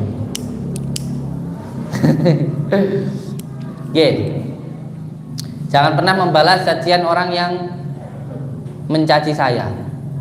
Jangan pernah membalas orang yang membuli saya. Wes dibiarkan saja. Kalau gelas itu dalamnya kopi ya keluar kopi, kalau dalamnya teh ya keluar teh, kalau dalamnya bidara ya, kalau dalamnya peceran ya keluarnya peceran. Dan saya alhamdulillah selama saya di dunia entertain, walaupun saya orang kampung nggak bisa, saya ngupload YouTube nggak bisa, yang bisa anak-anak saya, santri saya. Selama saya di media sosial, saya tidak pernah menjelekkan siapapun, saya tidak pernah mengganggu siapapun, dan saya sama sekali tidak pernah menjatuhkan siapapun. Kalau ada orang yang menyebut nama saya, berarti saya lebih ada di atasnya. Kalau ada orang ngomongin panjenengan, pasti panjenengan ada di depannya. Orang itu di belakang panjenengan. Jadi berarti kita lebih ada di atasnya. Semuanya intinya yo ben viral gitu aja. Intinya ben tambah viewer gitu. Katanya bilang kalau nanti kesini habis biaya banyak. Dari YouTube-nya aja, penontonnya aja bisa 100 kali lipat kok dari apa yang dikeluarkan. Gitu kan sudah menandakan adanya kebohongan. Katanya sudah jauh-jauh ke Blitar, nanti biayanya banyak. Saya itu ya bodoh tapi nggak bodoh-bodoh amat lah. Dari apa yang kamu posting saja bayarannya 100 kali lebih lipat dari apa yang kamu keluarkan. Saya tahu kok. YouTube itu 100.000 penonton lebih itu 50 juta. 50 juta dari 100.000 penonton. Kalau 1 juta berapa? 50 juta dikali 10 sudah berapa? Belum kalau 3 juta dan sebagainya. Tujuannya itu hanya AdSense, hanya uang. Sekarang yang jadi korban itu masyarakat, diadu domba, dihasut hanya untuk konten. Saya katakan hanya untuk konten, bukan pembuktian. Bukan. Saya bisa menunjukkan video rekamannya ketika saya teleponan sama beliau itu. Saya undang, yuk kita ketemuan di luar Padepokan, monggo. Nggak mau. Ya hanya untuk konten sayang.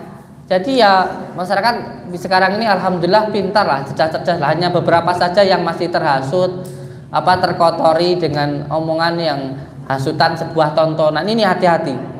Tontonan kalau hanya menghancurkan, menimbulkan kebencian dan masih banyak yang terhasut, ini kasihan sebenarnya. Harusnya tontonan itu yang memberikan tuntunan, memberikan tuntunan yang baik. Sekarang saya ngelawan dukun santet pakai Allahu Akbar, katanya berkedok agama. Apa iya? Saya tanya. Ngelawan dukun santet sambil bilang pincuk ngono. Ngelawan dukun santet sambil bilang ga ngono. Iya. Ngelawan dukun santet sambil bilang ngono, mambu ngono. Ya. Apa saya harus kayak gitu? Main film sambil kayak gitu? Wong sekarang kita itu ngasih tunjuk bahwa asma-asma Allah ini loh bisa, memang iya. Kalau kita memahami asbabun nuzulnya surat Falaq, An-Nas turun itu apa? Karena baginda Rasulullah disihir. Terus kalau kita pakai itu, katanya kita berkedok agama. Aduh, besok tak gantilah channel YouTubeku, tak ganti Paijo. Terus saya kalau ngelawan dukun santet nggak pakai asma Allah ya. Jadi kalau ngelawan dukun santet bilangnya pinco, ngono ya. Mambu. Apa? Gak ngono. Ngelawan santet kayak gitu. Lah ini kan bahaya ini. Bahaya. Padahal sama-sama kreator YouTube loh. YouTube itu tujuannya cuma satu lah, dari mana-mana itu semua orang tahu lah. Tujuannya itu ya hanya AdSense. Tujuannya itu ya tontonan, ya hiburan gitu loh sayang. Tontonnya semua ilmu yang dipertontonkan, semua yang dipertontonkan itu hiburan. Itu hiburan. Aduh, saya nggak ngomong panjang lagi ini salah lagi saya ngomong. Tapi ya tidak apa-apa. Yes, alhamdulillah dapat rezeki dari saya. Semoga tambah berkah, tambah barokah. Banyak orang yang nyebut-nyebut nama saya bisa dapat rezeki, alhamdulillah. Karena mereka nggak bisa berkreasi, nggak bisa berkarya, bisanya menyerang orang. Ya itu hasil makan mereka. Tapi barokah enggaknya ya itu urusan mereka lah gitu.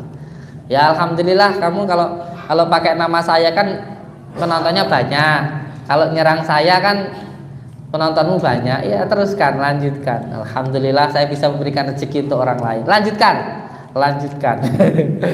Moga sekarang ruqyah.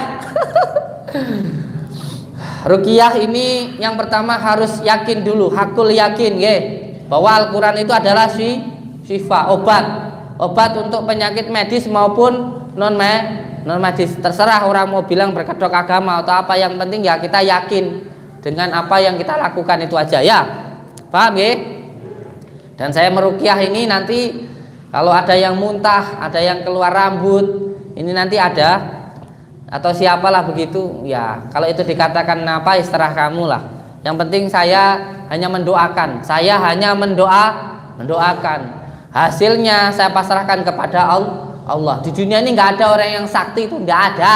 Senani bojo wedi kono sakti, padha-padha mangan sego sakti apa. Coba kalau dia benar-benar ngomong pembuktian, ngomong punya ilmu hipnotis, coba suruh hipnotis saya. Kan ngomong saya ahli hipnotis, bisa hipnotis, coba hipnotis saya kalau kamu bisa. Terus kalau dia nggak bisa, apa saya bilang kalau dia itu nipu? Wah, kamu ngapusin dua ilmu hipnotis, kayak gitu nggak? Enggak kan, nggak pernah saya bilang kamu nggak bisa ngehipnotis saya, kamu nipu berarti ilmumu nggak bisa bukti, enggak kan? Enggak, itu bukan tipe saya enggak seperti itu sayang. Sorry, kita lain prinsip ya. Saya nggak akan menjatuhkan orang. Gitu, paham? Dari sini sudah paham? Alhamdulillah. Yang penting jadi masyarakat harus cerdas lah. Tonton ya ditonton, gitu aja. Tapi jangan sampai hatimu dipenuhi dengan kebencian. Jangan sampai hatimu dipenuhi dengan hasutan. Sekarang banyak orang pintar tapi tidak punya adab. Pintar agomo tapi intinya menghasut masyarakat supaya benci kepada negaranya. Ini fitnah akhir ya. Orang pintar hanya untuk konten. Jadi pintar, katanya pintar, katanya cerdas. Tapi masuk rumah orang nggak punya adab. Piye to pintermu, sekolahmu piye to Kang? Mumet aku ngomong kayak gini. Tak gelem wah. Yuk, mulai ruqyah. Ruqyah ini kalau di dalam artinya di dalam harfiah adalah sembur. Berarti peruqyah ini ya tukang sembur, ya tukang suwu. Tukang suwu di dalam ilmu Jawa disebut ya dukun, itu aja. Dukun itu kalau di Arab sana disebut tabib gitu. Nanti kalau nggak ngerti nggak usah ngomong lah. Jadi ini nanti disembur. Ada yang ditiupkan. Ditiupkan ini yang ditiupkan harus sesuatu hal yang dari zatullah, sirullah, jatullah. Jadi kita itu ada karena diadakan oleh Allah. Kita itu sehat karena disehatkan oleh Allah. Kita itu kuat karena dikuatkan oleh Allah. Inilah namanya zatullah. Kalimatnya la ilaha illallah, la ma'buba illallah, la maujudan illallah. Jadi kita itu tidak ada, yang ada hanya Allah. Kita bisa melihat karena dilihatkan oleh Allah. Kita itu kuat karena dikuatkan oleh Allah. Maka semuanya harus berpasrah diri kepada Allah. Makanya saya panjenengan tak kasih tahu. Saya tidak pernah bingung dengan siapapun yang datang minta didoakan seperti apapun, diobati seperti apapun. Karena saya yakin panjenengan datang ke sini itu sudah dikersakne Gusti Allah, dikersakan Allah. Maka saya mendoakan pun ya iso-isoku, isone bismillah ya bismillah, alhamdulillah ya alhamdulillah. Mari ora iku kersane Gusti Allah. Gusti Allah, makanya saya nggak pernah bingung apa-apa itu. Ngoten mawon ya. Yuk Regia. Alhamdulillah. Monggo, yuk komen. Yang suka yang nggak suka monggo komen. Alhamdulillah. Nambahin penghasilan, nanti penghasilannya bisa buat untuk bangun pondok. Kita sedang bangun lantai 1 untuk ruqyah, lantai 2 untuk ngaji, lantai 3 untuk meditasi, dan kita juga sedang membangun untuk orang-orang yang mengalami gangguan kejiwaan. Karena saya backgroundnya ini dari dulu ngurusin orang-orang gila. Alhamdulillah. Monggo terus komen, nanti nambah penghasilan bisa buat bangun padepokan. Ayo tonton kabeh, yang nggak suka, yang suka nonton. lumayan. Nggih, monggo. Ikuti bacaan yang saya baca. Nah, perlu untuk dipahami bahwa bacaan dzikir ini adalah makanan batiniah. Dari diri kita itu nggak hanya butuh makanan dohiriyah, nasi sayur itu makanan dohir, tapi kita juga butuh makanan batin. Makanan batin itu adalah dzikirullah. Ngoten nggih. Ketika saya kasih makan, dimakan ya. Asyap. Asyap. Monggo. Ikuti bacaan yang saya baca. A'udzu billahi minasy syaithanir rajim. Bismillahirrahmanirrahim. Asyhadu an la ilaha illallah wa asyhadu anna Muhammadar Rasulullah. Allahumma shalli ala sayyidina Muhammad wa ala ali sayyidina Muhammad. Bismillahirrahmanirrahim. Alhamdulillahi rabbil alamin. Allahumma shalli wa sallim wa barik ala sayyidina Muhammadin nuri dhati wasiri sari fi sairil asma'i wasifati wa ala alihi wa sahbihi wasallim. Ya Allah, ya Rahman, ya Rahim, hamba memohon ridha dan maunahmu ya Allah apabila di dalam diri saya, keluarga saya, usaha saya, rumah saya ada gangguan, ikatan, penyakit yang mengganggu, yang mengikat di dalam diri, keluarga, usaha, dan rumah saya. Hamba memohon ya Allah dengan izin dan ridhamu, dengan kalimat La ilaha illallah Muhammadur Rasulullah, dengan kalimat La ilaha illallah Muhammadur Rasulullah, dengan kalimat La ilaha illallah Muhammadur Rasulullah. Hilangkanlah ya Allah semua gangguan, ikatan, penyakit tersebut. Gangguan yang dikarenakan tempat, nasab, kurangnya taat maupun maksiat, ikatan yang dilakukan oleh orang sebelum saya atau oleh saya sendiri maupun oleh orang lain, penyakit yang disebabkan oleh ain, ketempelan maupun sihir. Dengan izinmu ya Allah, dengan ridhamu ya Allah, dengan kalimat La ilaha illallah Muhammadur Rasulullah, hilangkanlah ya Allah semua gangguan, ikatan penyakit tersebut. Innama amruhu idza arada syai'an ayyaqula lahu kun fayakun, kun fayakun, kun fayakun. Subhanalladzi biyadihi malakutu kulli syai'in wa ilaihi turja'un. Allahu akbar, Allahu akbar, Allahu akbar.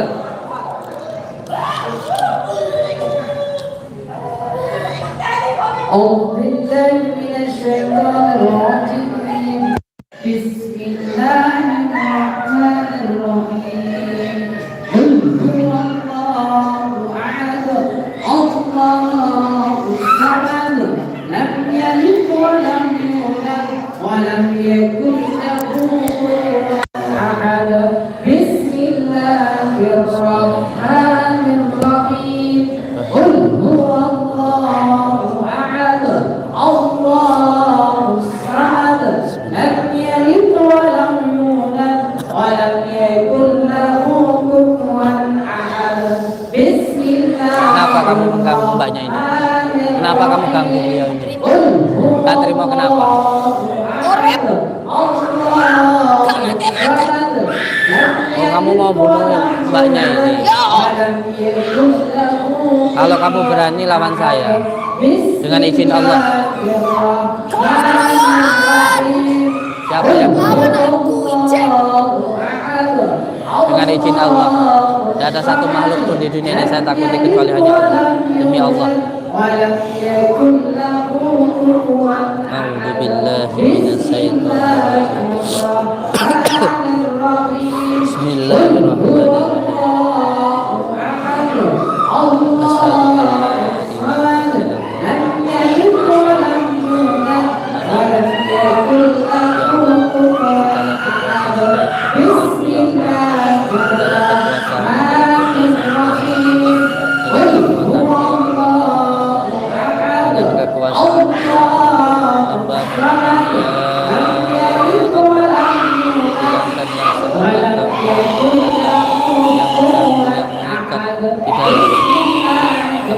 Tidak apa-apa.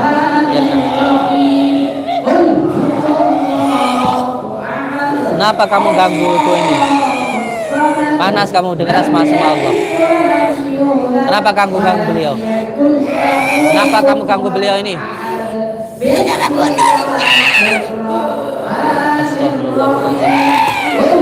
Jadi kamu sudah membunuh keluarga ini.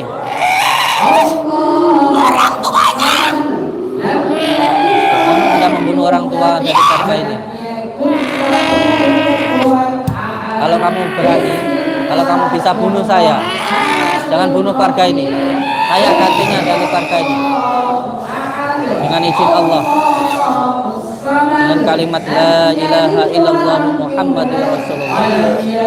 Sirullah, datullah, sifatullah, wujudullah, afalullah. La ilaha illallah Muhammadur Rasulullah. La ilaha illallah Muhammadur Rasulullah. La ilaha illallah Muhammadur Rasulullah. Bismillahirrahmanirrahim. Allahumma salli wa sallim wa barik ala sayyidina Muhammadin nuril dhati wa sirri sari fi sairil asma'i wa sifati wa ala alihi wa sahbihi wa sallim. Allahumma salli wa sallim wa barik ala sayyidina Muhammadin nuril dhati wa sirri sari fi sairil asma'i wa sifati wa ala alihi wa sahbihi wa sallim. Allahumma salli wa sallim wa barik ala sayyidina Muhammadin nuril dhati wa sirri sari fi sairil asma'i wa sifati wa ala alihi wa sahbihi wa sallim.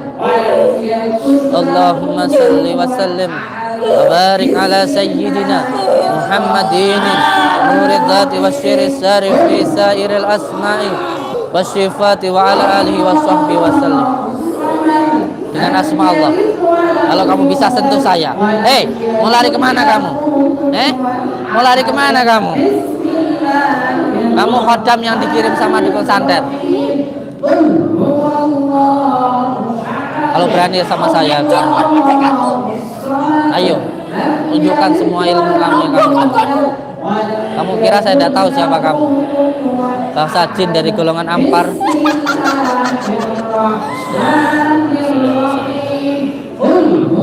A'udzu billahi minasyaitonir rajim. Bismillahirrahmanirrahim. Asyhadu an la ilaha illallah wa asyhadu anna Muhammadar Rasulullah. Allahumma shalli ala sayyidina Muhammad wa ala ali sayyidina Muhammad. Allahumma shalli ala sayyidina Muhammad wa ala ali sayyidina Muhammad. Allahumma shalli ala. Saya tak ngelawan setan pakai mic aja. Nah, saya tak pakai mic aja.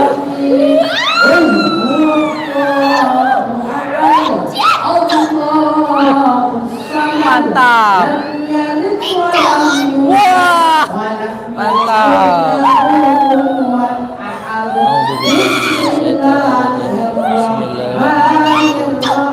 Asyhadu an la ilaha illallah wa asyhadu anna Muhammadar Rasulullah. Allahumma shalli ala sayyidina Muhammad wa ala ali sayyidina Muhammad. Ambilin sandal. Sini. Bahas ini.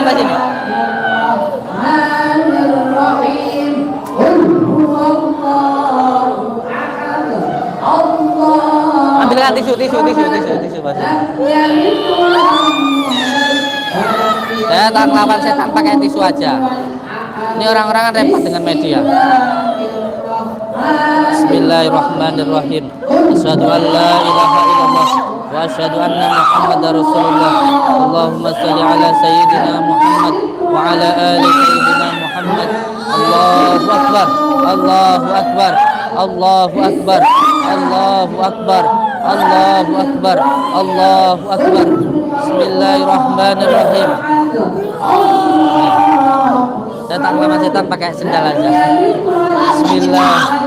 Ngantem awakmu iki. Bismillahirrahmanirrahim. Asyhadu an la ilaha illallah wa asyhadu anna Muhammadar Rasulullah. Allahumma shalli ala sayyidina Muhammad wa ala ali sayyidina Muhammad. Allahu akbar. Allahu akbar. Allahu akbar.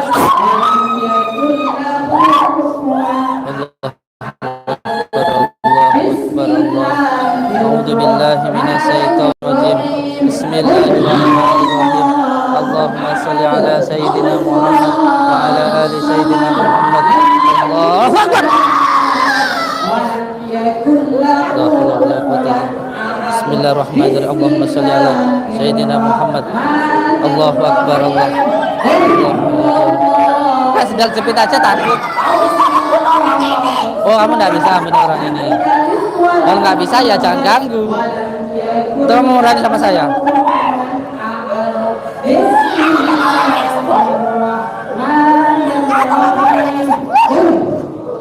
Kalau kamu nggak mau keluar, kamu akan berhadapan sama saya.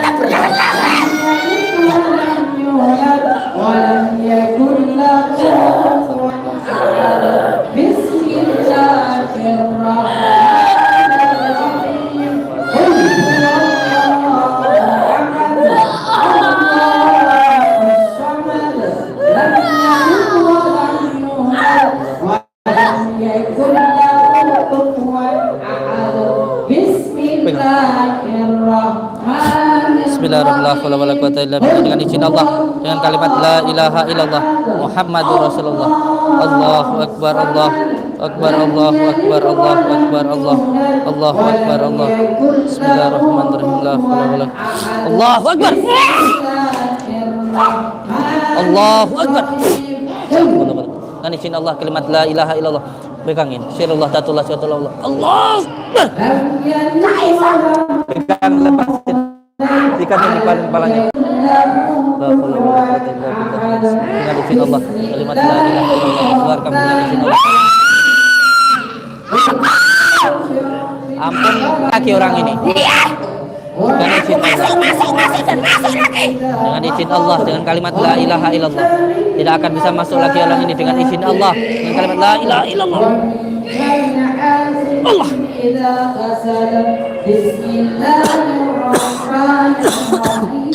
Allah.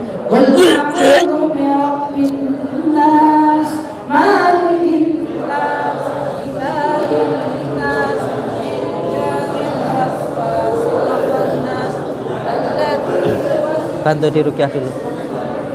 Bantu rukyah sana. Nggih.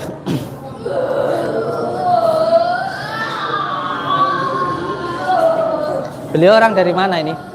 Beliau dua orang itu dari mana? Beliau dua orang itu dari mana?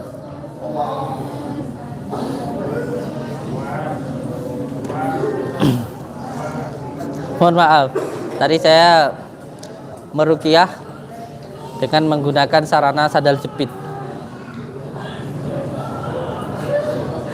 Itu hanya sarana saja, sababiah saja. Karena saya dulu pun juga pernah dikasih sebuah benda pusaka oleh kiai saya. Saya kira itu adalah mustika supaya saya itu bisa sakti mandraguna. Ternyata ketika saya lihat di dalamnya, ketika saya buka, itu tele ayam. Nah ini kan kadang orang yang nggak ngerti, dikatakan pengobatan dengan media sarana apapun itu trik dan lain sebagainya. Anda tidak tahu bahwa sebenarnya semuanya hanya sebuah sarana saja. Tapi yang penting kembali ke hitoh, kita menggunakan pengobatan dengan bacaan Al-Quran. Kalau sarananya bisa apa saja. Namanya pengobatan di dalam usul fikih itu dengan apapun tidak apa-apa. Bahkan dengan barang yang haram najis pun tidak apa-apa kalau memang itu untuk pengobatan. Makanya tadi saya menggunakan sandal jepit, tisu. Nah, kadang orang yang ngerti itu ketika kita pengobatan dengan menggunakan sarana itu katanya trik dan lain sebagainya. Dan pengobatan itu bisa dengan menggunakan media apapun saja. Makanya saya tadi menggunakan sandal jepit. Karena nanti kalau saya pakai keris katanya apa gitu.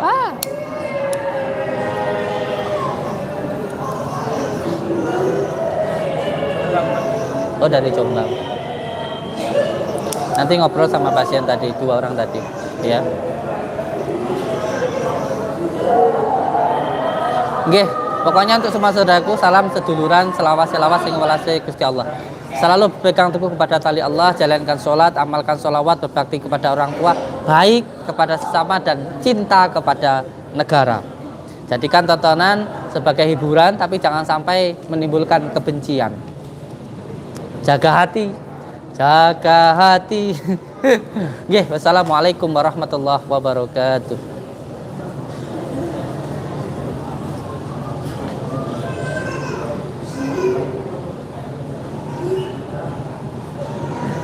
Selesai sayang. Alhamdulillah.